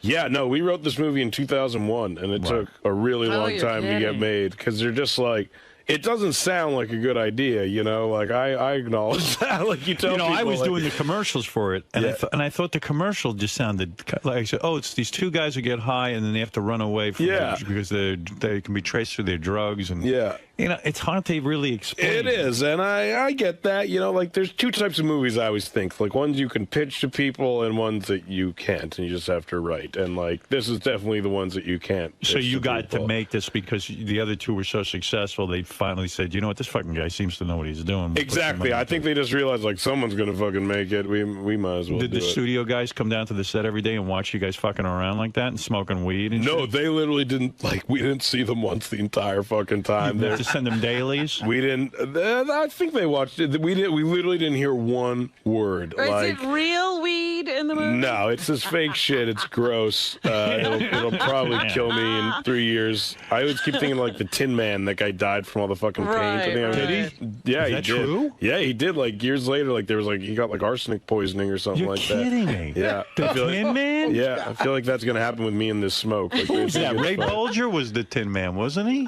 Bulger was a scarecrow, I think. Yeah, right. Who was the Tin Man? Tin Man, you don't know because Ray Milland? Who was Ray Milland? Ray Milland wasn't Wasn't in the it, Tin was Man Jack, the guy who burned up in a fire? Who was Jack Cassidy or something? Victor Mature. The guy's name was Jack Haley. Jack Haley. Yeah, man, I didn't know he died from the paint. He died from the fucking paint. Wow. And all those munchkins probably, too. That's those back munchkins when were horribly mistreated also. they didn't test anything back then. What is that fake pot they give you? Who knows what that I is? have no exactly. It could be fucking asbestos. I have no idea what And it is. imagine with all the outtakes and everything, you're smoking up a We storm. smoked thousands of those things. It's gross. The whole thing's gross. You'd come home at the end of the day, you're like working in a fucking coal mine. It was disgusting. All right. Yeah, and they think movies are easy. You know, being an actor's really hard. A lot of people don't appreciate that. Fake weed. We have to smoke fake weed all day. What is it? Flow, I hate to be a dick, but I'm just looking up. Jack Haley died of a heart attack. Fuck you. A paint-induced heart attack. It was the lion who died from the makeup. The lion died from Yeah. I hate the internet for that fucking reason right there. Ever since the internet came along, I'm wrong about everything. You get called out. You know, in the old days, no one could challenge No one would know. I would have been right. Let me go take a couple of phone calls. This is Seth Rogen, the star of Pineapple Express, soon to be the Green Hornet, soon to be in an Adam Sandler movie. Look at this guy. He's doing it all, and I'm happy for him, you know? Thank you. It's nice to see a nice guy who's, you know, you don't have to be so goddamn pretty. No offense. I mean, you're prettier than I am. I don't care. Hey, go ahead. You're on the air. Hey now, brother. How you doing? Hey now. Yeah, I just want to say that I'm a real big fan of Seth, and I thought he was really, really funny. And you, me, and Dupree. Thanks. When you were stealing that box of porn, man, I laughed my ass off. Oh, well, thank you, sir. All right. Hey, Alex, you're on the air. Howdy do. Good. Hey, Seth, and how are you doing, Howard? Hey. Hey, Seth, hey, how do you feel about, like, the Robot Chickens and the Wonder Shows and those kind of shows? I like those shows. Robot Chicken's funny. Wonder Shows'n's funny. How come I don't know this? Am I an old fart? This all? I mean, I am an old fart, but... Their shows on Adult Swim on the Cartoon Network. They're really funny. That Xavier Renegade Angel's funny, too, I think. Yeah, I don't know that. Is the most racist show in the world, like, but it's so great because it's like, you know. It is. But, that's not why I like it, though. Hansie, go ahead. You're on the air. Yo, what's going on? Two things. First, Pineapple Express is one of the funniest fucking pothead movies ever. Hey, you love pot, man. Yeah, Hansie's a big pothead. How much pot you smoke, Hansie? What's it called? I once smoked 450 roaches one time, man. 450 roaches? At one time? Yeah, to myself on New Year's. It took me like 3 hours to break up. You know what's funny? I know so many guys who've done that on New Year's. It's so funny. You're like the third guy I know who's done that. Hansie's like the guy you should just research for pot movies. Really? I mean, yeah. The fact that you knew how many it was so fast. Yeah, go ahead, Hansie. Seth, if you come to Toronto, man, we should smoke a big fatty, man. Okay, you're in Toronto? Do a lot of people offer you pot now? So, it is. They do, and it's great. I encourage it among listeners. Yeah. All right, go ahead, Jim. Oh, hi. I saw Zach and Marie last night, and I was laughing my ass off. Oh, wow, great. And I got laid after that, too. What did he my see? My girlfriend had the giggles, so thank you for getting me laid last night. Thank you. He did, I did a Kevin Smith movie called Zach and Miri Make a Porno. Oh, okay. Actually, I wanted to ask you about that. That movie looked hilarious. Thanks. All right, Sam, go ahead. I don't know what the fuck his point is. Sam, go ahead. You're on the air. Hey now, Howard. How you doing? Hey. I got a question for Seth. Going back to his Freaks and Geeks days, a girl that's often, I think, overlooked is Linda Cardellini. Yeah. How awesome was she to work with? She was great. She's on ER right now, I think. Like half the cast. Yeah, she was wearing all the baggy clothes back in the days, but on ER, she's having an affair with John Stamos, and you see her in her lingerie. Well, is she super hot? She is pretty hot. Smoking, Howard. You got to have her on the show. When you were on a TV show when you're 13, you had to be getting laid back then. How old were you when you first started getting laid? I was old. I was like, I mean, if you saw Superbad, you'll know I didn't get laid that much. I didn't get laid till I was like 19, I think. I don't understand, though. You were on TV. I mean... Well, I didn't get on the show till I was 17. Okay. So there was a few years there. Jeez. It's hard, but like I was on a fucking show called Freaks and Geeks. It's not like I was on like Hot and Sexy, you know. But I mean, did you have any crazy? Still in Hollywood. You know, when you go to regular school and then all of a sudden you're in Hollywood and then you're, you think. But I didn't go back to regular school after that. I see. Did you ever do anything crazy like three-way orgies or anything? No. You haven't had any fun. I know, it's crazy. I think about it. Did you smoke weed before this interview today? No, it's way too fucking early. You would have known. Let's go to Derek finally in Ontario. Hey now, how are you guys doing? Hey. Howard, first off, thanks for showcasing so many great Canadian talents. It's awesome to have you on, Seth. Congratulations on all your success. Thanks. Can you give a little insight to what happened on the MTV Movie Awards? You guys were smoking pot, promoting the movie, but they pulled the camera out, and, like, what the fuck happened there? You guys were on the MTV Movie Awards, I remember, and you were smoking, I guess, a fake joint, I assume. And they pulled really wide. Basically, the joke was, like, everyone asked what we smoke, obviously, and we thought, the joke would be, oh, we smoke this, it's fake weed, and then we smoke it and we pretend to get stoned. And it's a pretty fucking simple joke. And then we were about to go on and do it, and literally, like, 30 seconds before we were supposed to go on, they're like, you guys can't do that. And we were like, what the fuck? This idea's been around for weeks. So we just said, we're going to fucking do it anyway. And we did, and they kind of pussied out, and they pulled way wide. But MTV's fucked. I was just on TRL the other day, which is not live. And and we're about to go on, and so we've been there for like an hour, and they're prepping us, and we're literally about to go on in 30 seconds to talk about Pineapple Express, and they're like, okay, go on, and don't mention weed at all. Go. And so we go on, and just whether the question pertained to it or not, we made sure everyone knew to smoke a lot of weed before they went and saw the movie. Oh man, that's unbelievable. Fucking cocksuckers. Well, you got a chance. Kick Steve Langford right in the balls. Oh, I will. All right, let's go to BJ. What the hell's that got to do with anything? BJ, go ahead in Phoenix. Quickly, you got the last word. I hear a bong. I like it.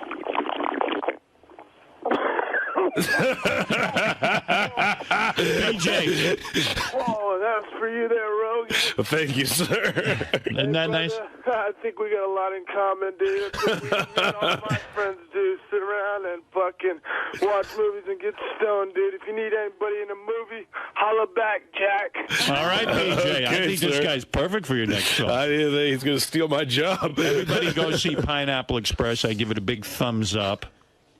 And I think it's important. If you did have children of your own, would you tell them it's okay to smoke weed?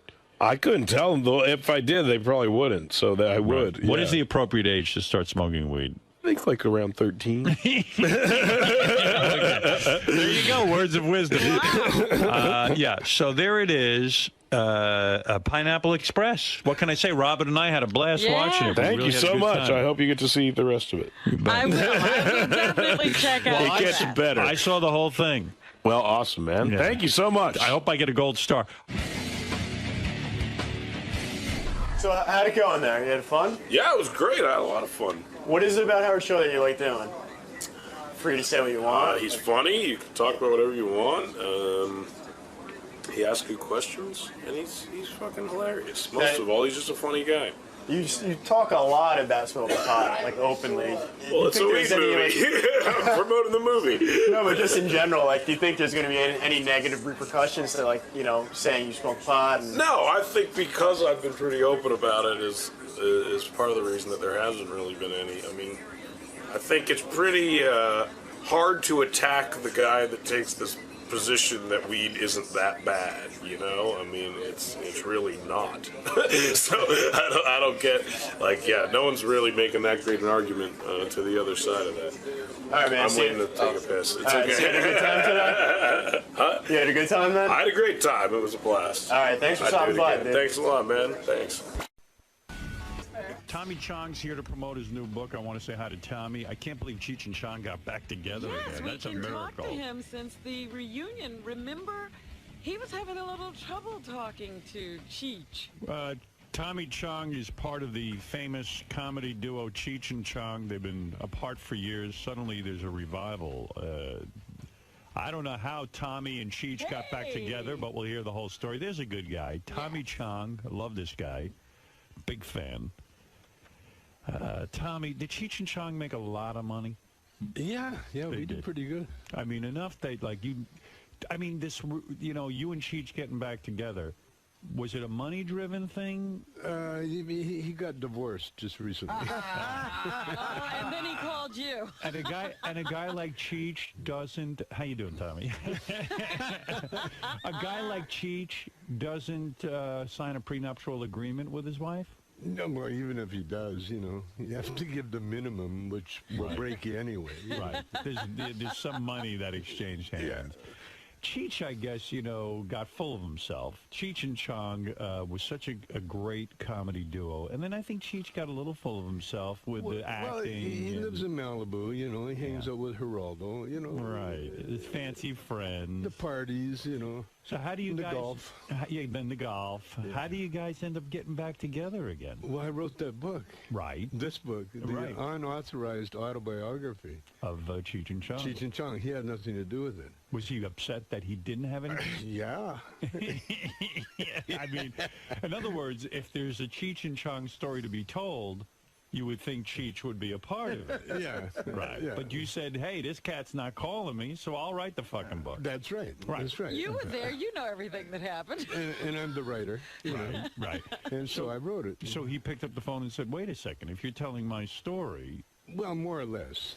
More or less. What he did, him and his managers put a tour together. Right. And they offered me the tour, and I said, I'll do it if provided, my wife opens the show, and he said, yeah.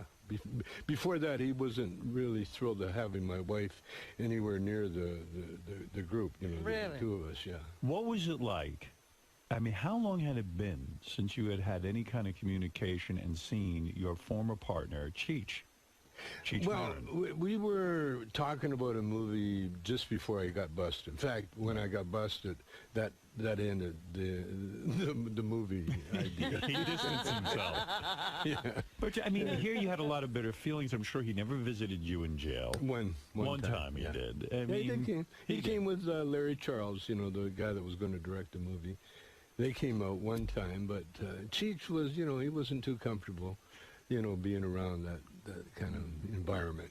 I thought he did say a few things when you were going through all the legal battles. Oh, he did. Yeah, he stood up for me, Why, so what is it like when you walk in the room and there's Cheech, and now you have to, I assume, put together your comedy show. You're going around doing live comedy now. Well, we did it. What was it like sitting in the room with him? It was incredible. It was incredible. It was incredible. It was like we'd been off for 2 weeks. Really? And you able to jam? And it was fun? It was so much fun. Still the pot humor, or did you feel you were no longer capable of that? No. It was a Cheech and Chong humor. That's the only thing we could remember. And how many dates did you do together? We did 6 shows in La Jolla in a little small comedy club. And was it mostly your greatest hits from all the Cheech and Chong albums? It was the only thing we could remember. So there were no new references. In other words, you went in and you gave the people what they wanted. It's almost like when the Beatles, if the Beatles could go out on tour, do the hits, give the people what Dave's not here, let's run through the routine. That's it. We did the routine. The good part, the new part of the show was that, I've been doing stand-up for 20 years by myself. Sure.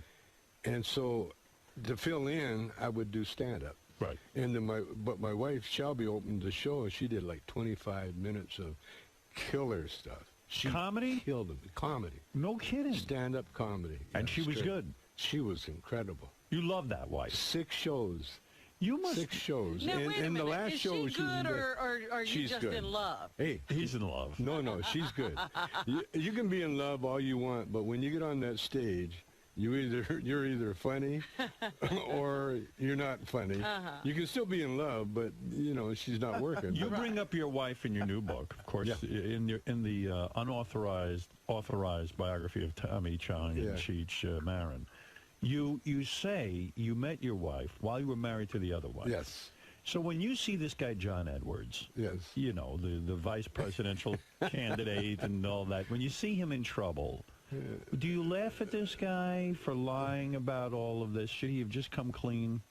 Well, his penis, you know, the penis rules. Right. And he won't say that. So any man, you know, like Clinton or anybody, the penis, you know, you just have to laugh at his penis. You can't argue with it. Right? How long did you lie for? In other words, you must have lived the lie for a while. Oh, I lived it a long time.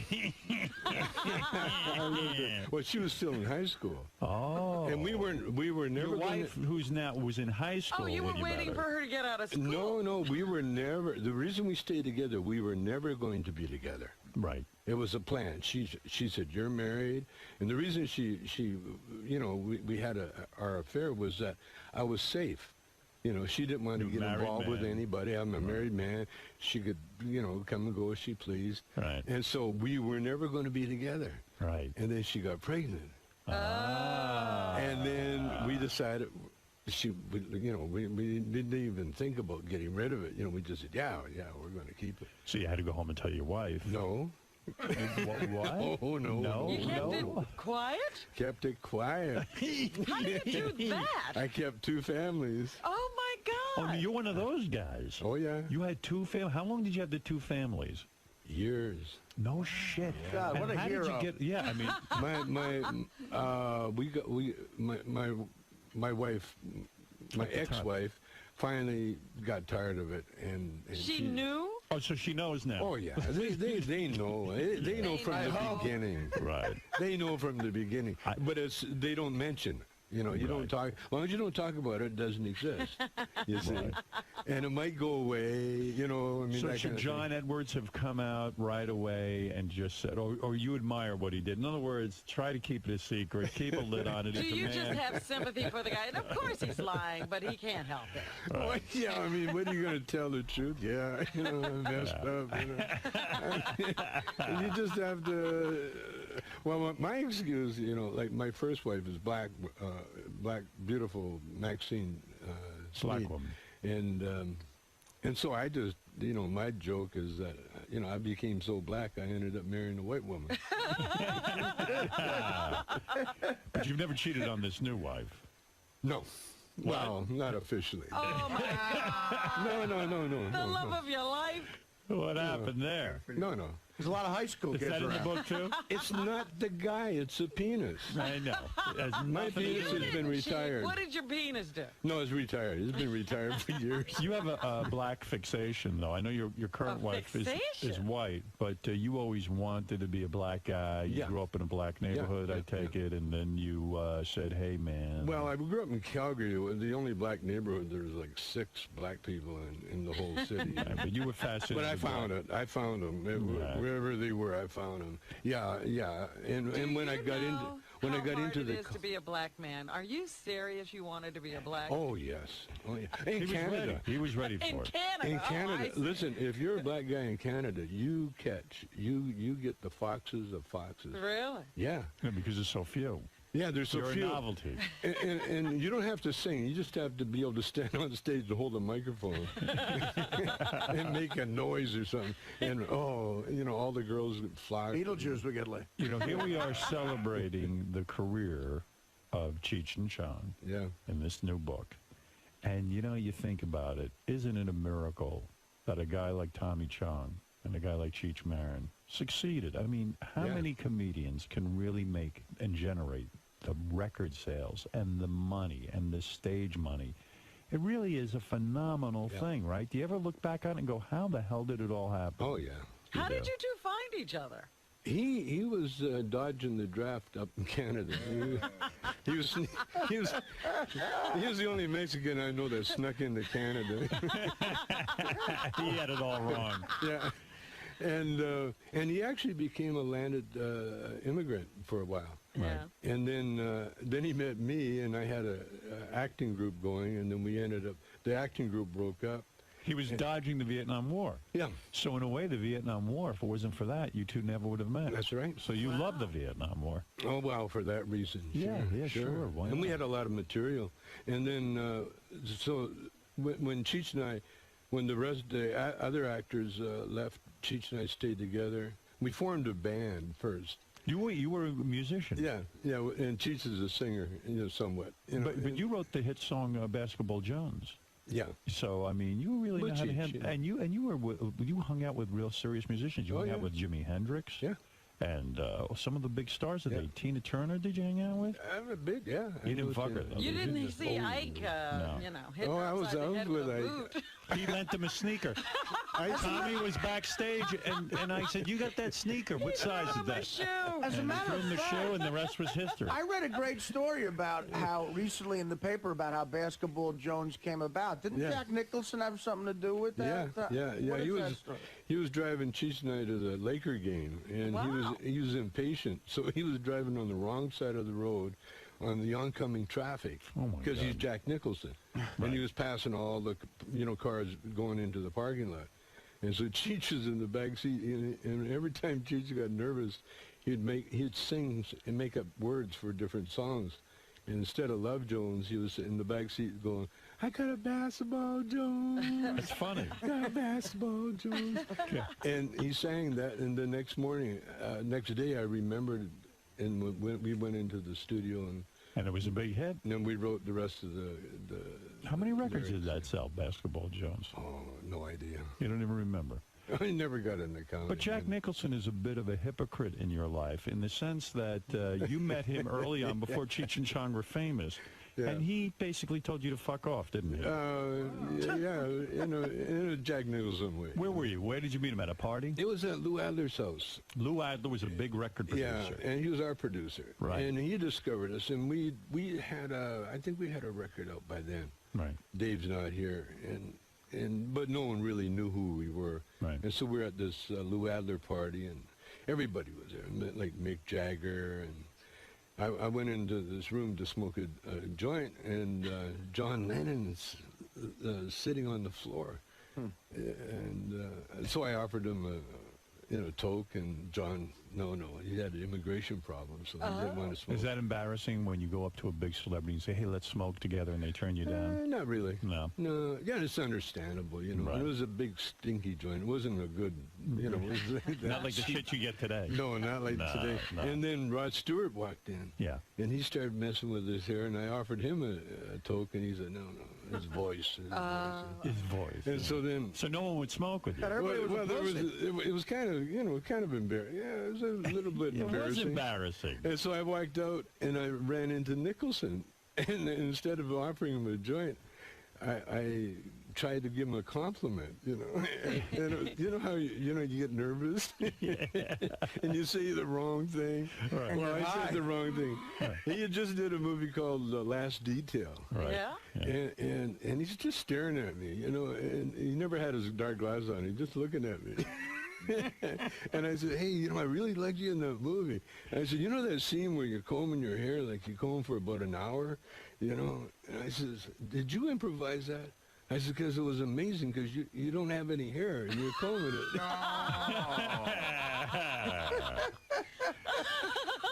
And what did he say? He says, "Excuse me." Just walked by me. And So here you were at the beginning of your career, and you were sort of a pariah. I mean, here you are, this hippie who smokes weed all day. Nobody will smoke with you. And all these so-called wild boys, they're all shying away from you. Oh, totally. You were too wild for them. Totally, man. It's a fabulous life, man. It really is. If anybody watches Laker games, Lou Adler is the guy who's always sitting right next to Nicholson. Right, that's the guy. They're best friends, Yeah, he made a lot of money, didn't he? Oh, Lou, oh, yeah. Yeah. And he married money, too, Yeah. And a lot of acid in your past, of course, because, hey, Cheech and Chong, it's the drug guys. Yeah. But you describe, you got off acid. You used to take your kids to the movies while you were on acid. Just one time. Is that irresponsible? Are those kids' movies so bad you got to take acid? I thought it would be a good trip. You know, it was... what was the movie? What was the movie? Thumbelina? Thumbelina. I know, I read the book. Thumbelina. You gotta take I thought it would be a good one to trip on acid. But the story is this grown woman is going to marry a rat. That's right. That's trippy enough. And we're sitting, my wife and I are both tripping, and we're looking at, oh no, she's going to marry a rat. And then it was in the ghetto. Get away from that rat. It was in the ghetto. And the theater was like in the afternoon. It was kind of a ghetto theater, and they had all these little kids running up and down the aisles like rats. They were running up and down, and so we freaked. This was your first wife? No, this is second wife. This is Shelby. Wow. This is Shelby. Wow. And this is our little girl. Oh no, the first wife would never go there. No acid with my first wife. Did your first wife really not understand the whole Cheech and Chong thing? It was just something she just didn't get. No, she didn't get. Yeah. Really? When to be married to you, you'd have to get what you get. When I came home as a comedian, you know, like I left as a musician, right. And when I came back as a comedian, she was like, I didn't buy into this. No, she said, and then I brought Cheech home with me. Boy. This is my partner. I brought Cheech. He slept on the couch. We're both unemployed. The Mexican guy on the couch. Yeah, and she said, "Sorry, you're going to have to go." Yeah, and so I left. You could understand why the wife wouldn't understand that. But it was nice. You know, I had nothing when I left. If she actually supported me and Shelby and I, right. You know, just giving us food money and let me use her car. She was nice. Yeah. Oh, she's beautiful. She's beautiful. She must be. I've never seen her, but your daughter is so gorgeous. Oh, Ray Dawn. Where's she hiding? Where's she been, Ray Dawn, Sean? She's in Connecticut somewhere. Oh, yeah. She met a guy.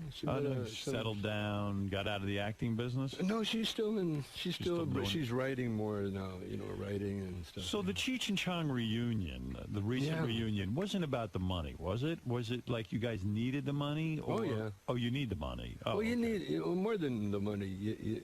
We needed. Cheech needed his title back, you know. Right. Cheech of Cheech and Chong, you know. Right. He was Cheech with the art collection, or Cheech the golfer, and now there's no money in that. And he's got a new girlfriend. And he's got a new girlfriend. Oh, no kidding. He's got a beautiful Russian concert pianist. No kidding. And she, young girl? Yeah, young. How old? Young. Still 30s? Under 30. No, under 30. I think. How the fuck old is Cheech? Oh, he's 66. That's expensive, man. And he's got a girlfriend under 30. Yeah. Son of a bitch. Yeah.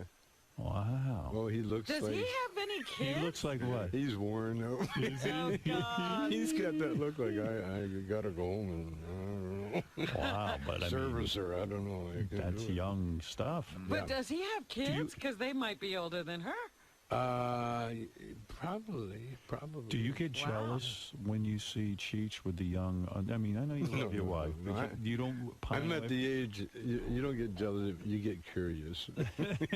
You don't get. It looks like more aggravation than it's worth. Because you just want to see the video. Does Cheech have to do like weird shit with her, like go do stuff, and because he's got the young wife? Well, no, they got a different kind of relationship now, and like I've just gotten back into that world just recently. Right. So I really, I'm not really that.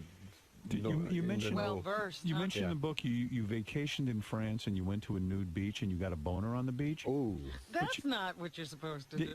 They always say you're not supposed to get a boner on a nude beach. It's not cool. Again, the penis rules. Yeah, right. You tell your penis. How long ago was this? Doesn't the sign at the beach say no boners? How long ago was that? It was in the 80s, early 80s, like 81. So you go on the nude beach, you with your wife? Oh, yeah. Yeah, and she's nude and you're nude. Yeah.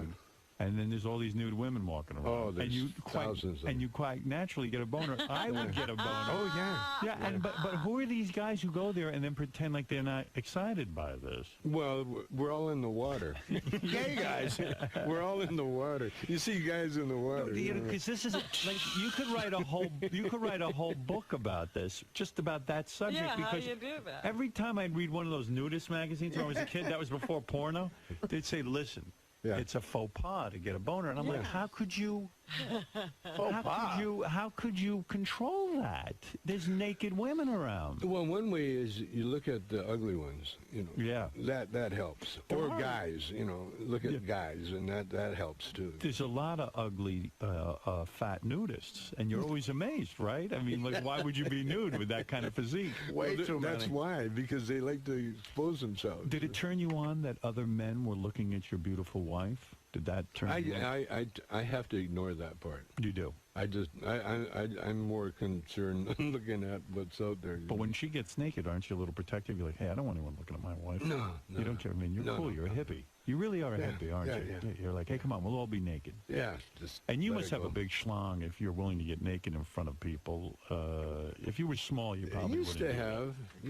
Not it shrunk? What happened? I've never heard of those. You get older. Yeah? You get older. It's lack of use. Going back before the Cheech and Chong days when you were a musician, you hung out with many famous people. Diana Ross, Jimi Hendrix. And it was like you were the Zelig of show business. You hung out with everybody. Yeah, I did. And you say Jimi Hendrix had groupies, but they were very underage. Oh, yeah, he had crazies. They're not groupies, they're crazies. Crazies. So it wasn't his fault they were hanging around. They just found him. Oh, yeah. I mean, he attracted everybody. Yeah. How old were the girls he was banging? Oh, who knows? But they were young. I really don't know. He was more more of a junkie when I knew him. You know? Right. He was more into nodding out than he was. You never messed with that stuff. You never got into heroin. No coke. I've seen too many casualties. You know? Right. Jackson 5 you hung around with? Yeah, we discovered him. You discovered that? Everybody now has discovered the Jackson 5. No, we did. Diana, we really did. No, Diana. Gladys Knight. No, Diana Ross discovered us. Right. Is that true? The Supremes came down to the club we were playing at, and she saw us, and she called Barry, who she was doing a thing with. Right, yeah. And Barry flew to Vancouver and signed us on the spot. And then forgot about us. Then we had to pack up and make our way to Detroit. But then we got on the road after I did the song "Does Your Mama Know About Me?" We're on the road, promoting it, and we played in Chicago at the Regal Theater. Is it there? Because you guys in your movies... And that's where we found the Jackson 5. They opened for us. Oh, wow. And you told people about them? No, we took them. Bobby Taylor actually had them stay at Bobby's house for a month before the Motown hierarchy song. Does it make you sad to see what had happened with Michael Jackson, that he's like kind of like a freak? I've known Michael ever since. When he was a little 10-year-old kid, standing in a little box, combing his hair in the dress, And I've known Michael really, I've known pretty intimate, I knew him. He was at the top of his game when he was that age. Yeah. Right. And he never really got away from that age, that feeling. He was bigger than anybody at that age. Right. And then all of a sudden he grew up. But he still childlike. He still wanted to be that age. Yeah, he didn't want to get older. No, he was Peter Pan. He really was Peter Pan. Yeah, it's sad. But the rest of the family was kind of wacky too. Well, yeah, you're from Gary, Indiana, and all of a sudden you got millions of dollars. You're going to be wacky. You know what's funny with you guys? In your movies, you made it out like you guys were shitty musicians. Like whenever you guys would start jamming with your guitars and stuff, it would always sound crappy. Work, yeah. So it was a put on. You were a professional musician. Yeah, it's for humor, Yeah, right. That was the only thing I had against Cheech, going on duets. He was trying to be serious, Right. And I try to tell him before, always be in a character, Right. A funny character doing the music, because, nothing more boring than a real good musician being a real good musician.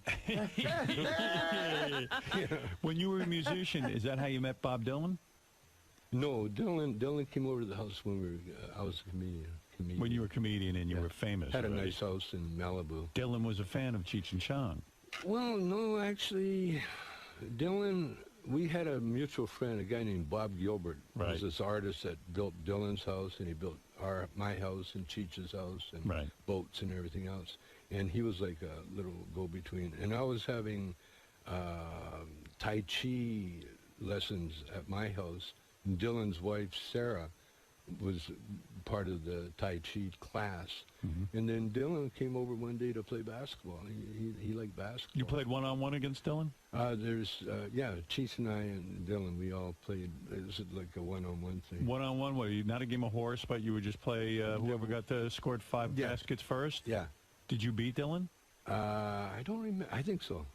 Really? All I remember is Dylan tried to drive by me, and I dumped him on his butt. It was sweet. Just bam. Was it that one time, or did you become friends? No, we're like, as much as you can become a Dylan friend, he's a weird guy. Oh yeah, like you guys are weird. He's almost weirder than you, man. Almost. No one's weirder than me. Like you've met all the Hollywood greats, all the big rock stars. Is everybody weird? Yeah. Oh. Okay. No. Who isn't weird? Basically, yeah. So you beat Bob Dylan at basketball, probably? Oh, just one time. One time, and that was it. And then we went into my steam bath, my sauna, and we hung out there for a while. With Dylan, naked? With Dylan, yeah. You were naked with Dylan? Yeah. And he didn't try any funny business, did he? He didn't reach over and... We're not telling that. Was it weird to meet a guy one time and then say, hey, let's get naked and get in the steam room? It was very weird. It was Bob Dylan. It was very weird. Yeah. Because he seemed really young. Yeah. And you said to him, hey, man, let's get in my steam room. Was it you, Cheech, and Dylan? And Bob, yeah. Naked? Yep. That's weird, man. Yeah. You were naked. That's sweating. 3 of you. Sweating. It's a whole different thing. It's kind of creepy, Was Michael Jackson in there, too? That would be creepy. No, Mike would be busy if he was around me. Who was the greatest comedian that ever lived? The greatest comedian? The greatest. Who was the biggest influence? Seen, let's say. Red Fox. Red Fox was your biggest influence. Red Fox was the greatest. I've seen Red Fox a couple of times. I seen him do 2 hours. Wow. One time, and he got the crowd up. He was funny. And then he got so terrible. He got so bad. He took him down that they were leaving. And he went to the door and opened the door for him. What was the problem? And they ran out. Do you think he didn't know when he was funny? Or? He knew. He had that control. He could do anything he wanted with an audience. Well, why would he want to make them hate him? Because that's part of the game, Get bored. Get him to love you, and then get him to hate you, and then get him to love you again. Really? It was so easy for him. He played games like that.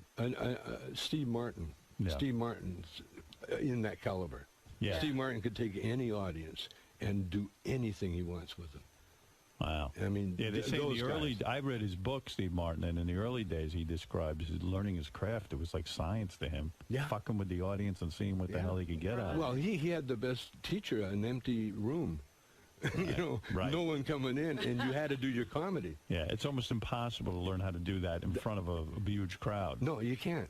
And Lenny Bruce was one of your influences too, right? Big I would time. think. Big time. Yeah. But Lenny wasn't of the same caliber as Steve Martin or Red Fox. No. Wow. I mean, what I'm talking about is, most comedians can make you laugh for a while, Right. But to take an audience up and then bring them down, and like I've only seen Steve Martin and Red Fox, the only ones that did it. What about Richard Pryor?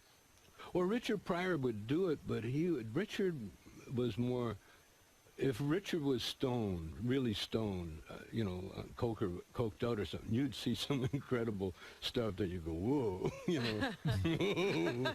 oh, I don't know if I wanted to see that. but when he was getting very popular in that, he never took that extra one where he take him. He'd just make you laugh and laugh and laugh. And laugh. Was George Carlin one of the greats? Yes, he was. Definitely. Carlin was more of a wordsmith, Right, yeah. He could do anything with words. I saw him at a tribute to Mort Saul. Right. I saw all the great Jewish comics. And you told somebody that you thought George Carlin got very bitter toward the end of his life. He did? How do you know that? Just the word out, Why was he bitter? What was he having to be bitter about? Maybe he knew he was going to die or something. I don't know. Really? Well, how did that manifest itself? How did he become bitter? Well, he became bitter. He started, you know how he would attack the establishment? Well, he started attacking, like, homeless people. He was talking to everybody. He was attacking everybody. His last couple are real angry. That's bitter. Some guy. Homeless. Get a job. What do you mean? What are you hanging around with me for? So you never seem bitter to me. You always seem like just a happy guy. Like, no matter what life deals you, even going to jail. Even going to jail, And, you deal with all that. You just kind of just go through life, man. I found the secret, man. What is the secret? The secret. Well, you know the secret. No, I don't. Yeah, I mean, I do, but you tell give it to us? Could you remind me again? What is it, good weed? No, the secret is new pussy. The secret is, you know how they say the muse? They talk about the muse? Yeah. Or watch Tiger Woods. Tiger Woods knows the secret. Yeah. See, there's a power. There's a power that drives us all. Pussy. Okay. It's a power. It's pussy. No. No, that's a sexual drive. Oh. No, the power, there's a power that drives every one of us. We all have access to it. But only the few of the greats really know how to access that power. And Tiger Woods is one of them. You watch when Tiger had his broken leg. Are you talking about the Force? The Force, what do you want to call Star it? The Wars. Force, or you want to call it the Presence? Are you talking about the Matrix? No. The Morian Guard, Jedi Master. I think I know what you're driving at. The Presence. Yeah. The Presence. Let's smoke a joint. Yeah. The Life Force. The Life Force. And you're saying Tiger Woods is on to it. Okay, you like when people write some great things or do operas or whatever, if you ask them, how did you do that? A lot of writers, they get, like Hemingway used to get drunk out of his skull so he'd get out of his own way so he could write. So it's that force that actually did the writing for him. Mm-hmm. And like Tiger Woods, when you watch him before he does a shot, he stands, he does a little meditation. He stands there. And then all of a sudden you can see it almost click in. He'll just almost like nod his head. Then he'll walk up, and then you hit the most incredible shot. So you're saying you have that? I know how to access it. You do? Yeah. Who taught you that? Who is your teacher? I've known all my life. You just knew how to do it? I've known all my life. Did you always know you'd be famous? Did you always know it would succeed, the Cheech and Chong duo? I once, I don't know if it was in this book or the other book, but I said one time I was in a car we just played with Hendrix. Right. And I was in the car with the band, and I said, I'm going to be bigger than Hendrix someday. And the whole band looked at me like, are you nuts? Put it into perspective, though. Put it into perspective. Was Cheech and Chong the biggest comedy act in the world? It's going to be. It's going to be? You mean there's still life in Cheech and Chong? Oh, yeah. What do you mean it's going to be? It is, right? No, we haven't. Did you sell more records than Steve Martin? Oh, yeah, I think so. And your movies were made millions and millions of dollars.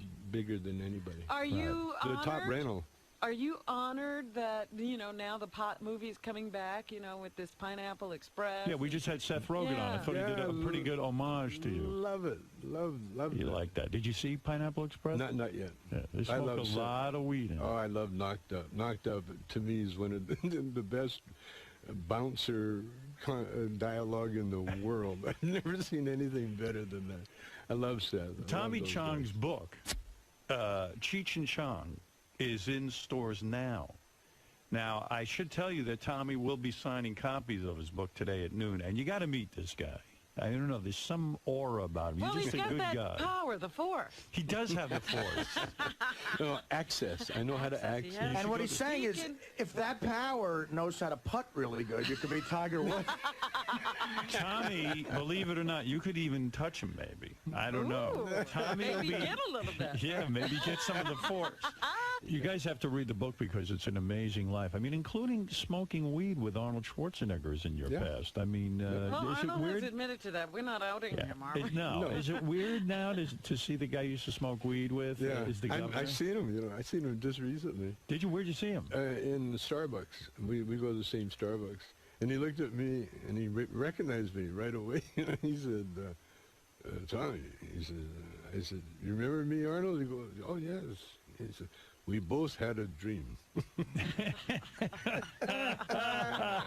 We both had a dream. Yeah. He said, yeah, he did that. Except you ended up in jail and I'm in the governor's mansion. He didn't have that far. So that was the whole interaction. Here's a guy you shared a joint with, and that's all he had to say. But we looked at, every time I've seen Arnold, you know, we have a connection because we did Up and Smoke first before he did his movies. Right. And so he was a groupie right away. You know, right. Because he knew me before I even was Cheech and Chong. Right. And then all of a sudden he saw me come up with Cheech. And all of a sudden I'm doing movies and, you know, this is what he was into. Right. And so he knew me from that level.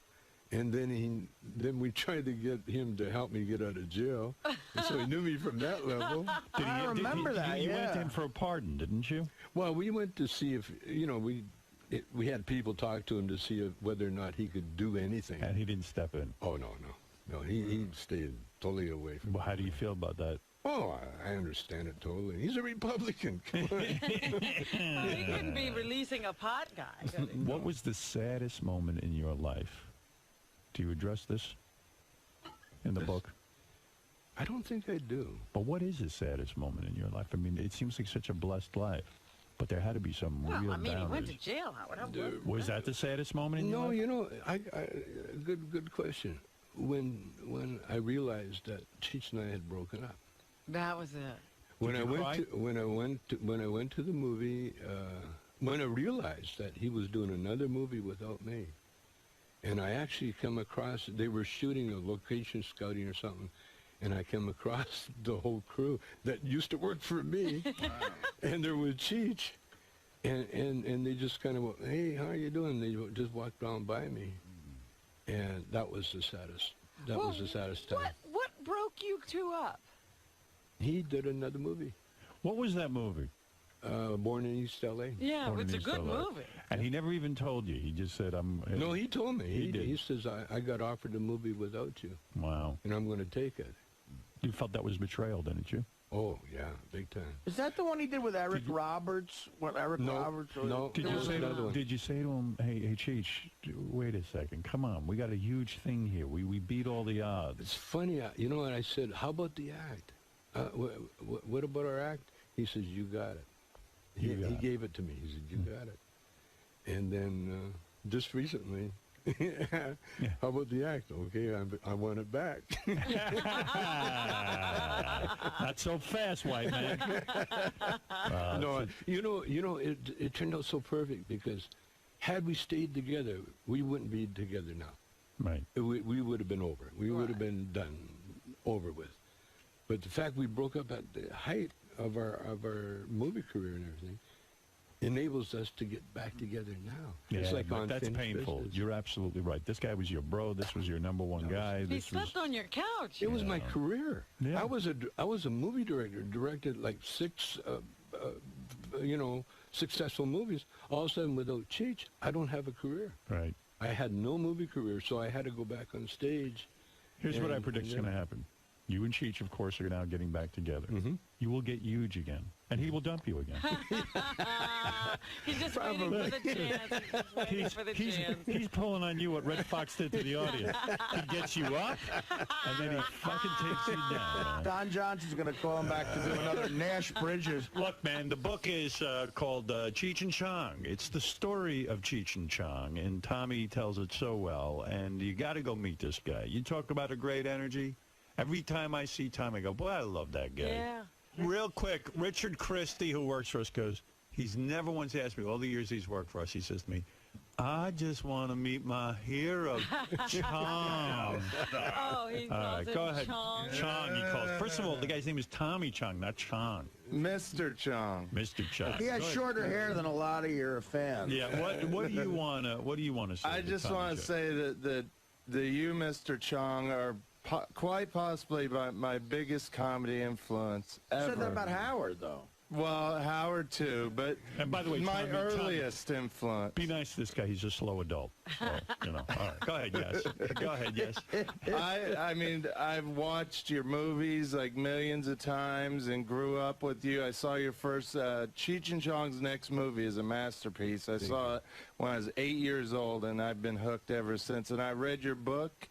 Your new book is brilliant, and I just want to say I'm a huge fan. Thank you. You don't even smoke weed, though, do you? No, I don't. I haven't since 1992. But you know what, Tommy? This guy, he works for me now, but he was considered one of the top heavy metal drummers in the world. Another musician, yeah. Another musician. For who? A band called Death. And Iced Earth, they were heavy metal bands. Yeah. That's right. Yeah, he's not as big a loser as he looks. That's what I'm trying to establish so that you won't treat him how Jack Nicholson treated you.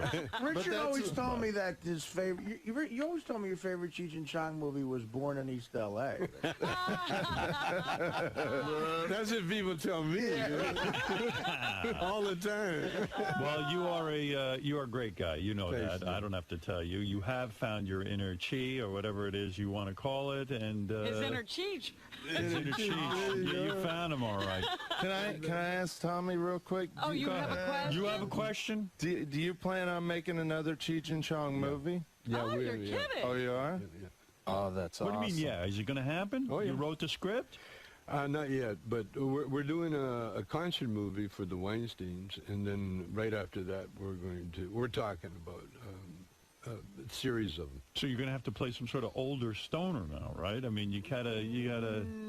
The great thing about comedians, the older you get, the funnier you get, And the movie you're planning, is it just Cheech or both of you? Yeah.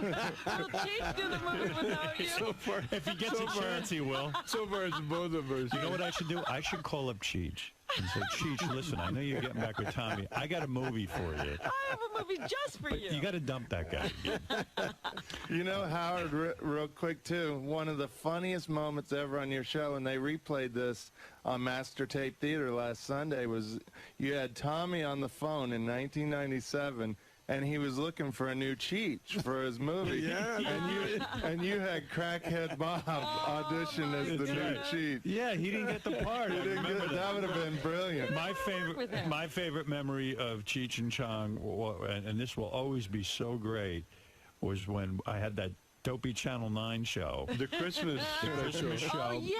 We were taping a Christmas special, and I asked Cheech and Chong if they would be a part of it, and they agreed to be, which was thrilling for me. And we wrote a whole Christmas show, and Tommy was in this sketch where I played the Virgin Mother, and you guys were the wise men. Right, I remember. And you were smoking tons of weed. And you gave birth.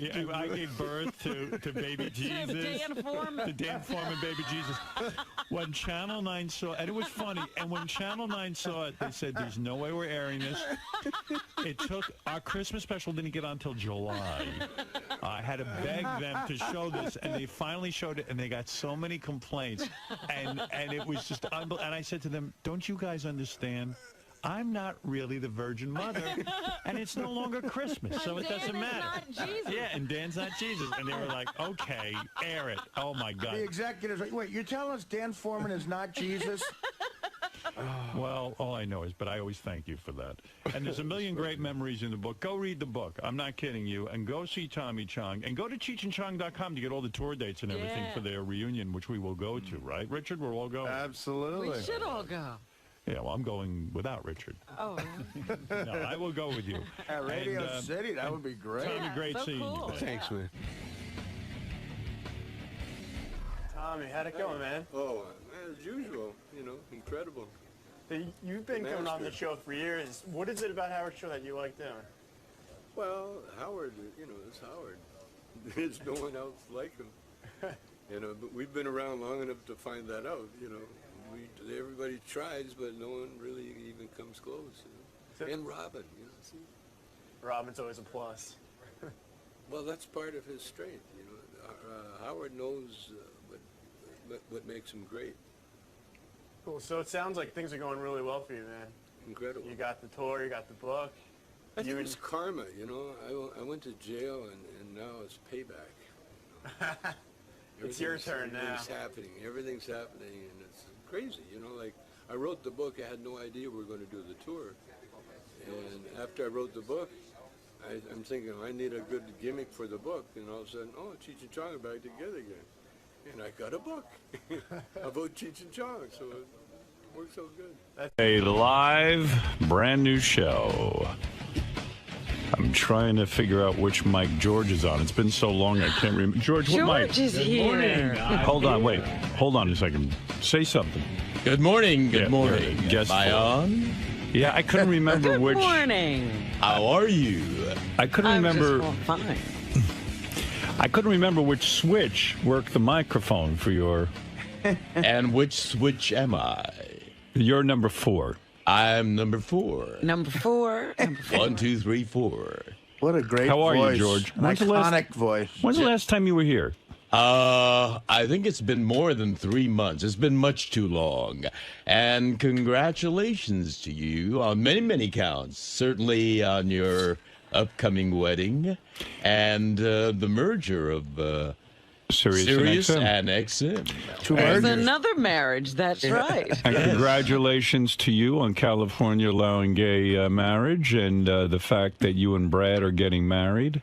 I already sent you. Did you get our gift yet? No, not yet. Yeah, okay. We've been out of town an awful lot. Oh, all right. But yeah, I'm a happy guy to be hitched to the guy I love with loving family and friends surrounding us. How much happier can one get? It almost became like the biggest thing in your career, even bigger than Star Trek or Heroes. I'm telling you, the way the press covered it, we weren't quite prepared for that. We were just swarmed by that massive media coverage. Well, there's you, there's Ellen DeGeneres. Yes. And last weekend. Yeah, I mean, that's it.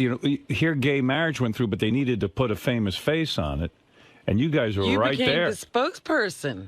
Well, we're doing what we wanted to do, and our Supreme Court finally gave us, well, they said, you guys have been living in sin for 21 years, so it's about time you made it legit. That's right. Might as well make it legal. Are you nervous? When is the wedding? It's the 14th of September. Okay. Next month. Did you get a marriage license yet?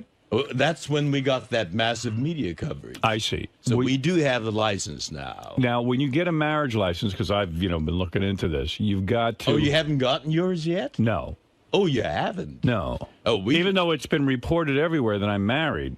That's right. I don't know how the fuck that happened. I mean, there must be 5,000 reports I can play you about that I got married this weekend. And I wish everyone would calm down. Who cares if I'm married or not? I'm telling you this. I never saw such interest in a non-thing. Too many media outlets. Yeah. And they love to get it wrong. Yeah. I mean, they had us already married, too. All we did was get the license. Yeah, so you got the license. Did you have, you have to have a birth certificate? Oh, you do? Yeah. A driver's license. We didn't have to have our birth certificate, only our driver's license. That's it? And $70. You have to have a birth certificate? Oh, yeah. You have to have, there's 4 or 5 things you have to have from each column, and you have to match one of the columns. Really? Yeah, Not in California.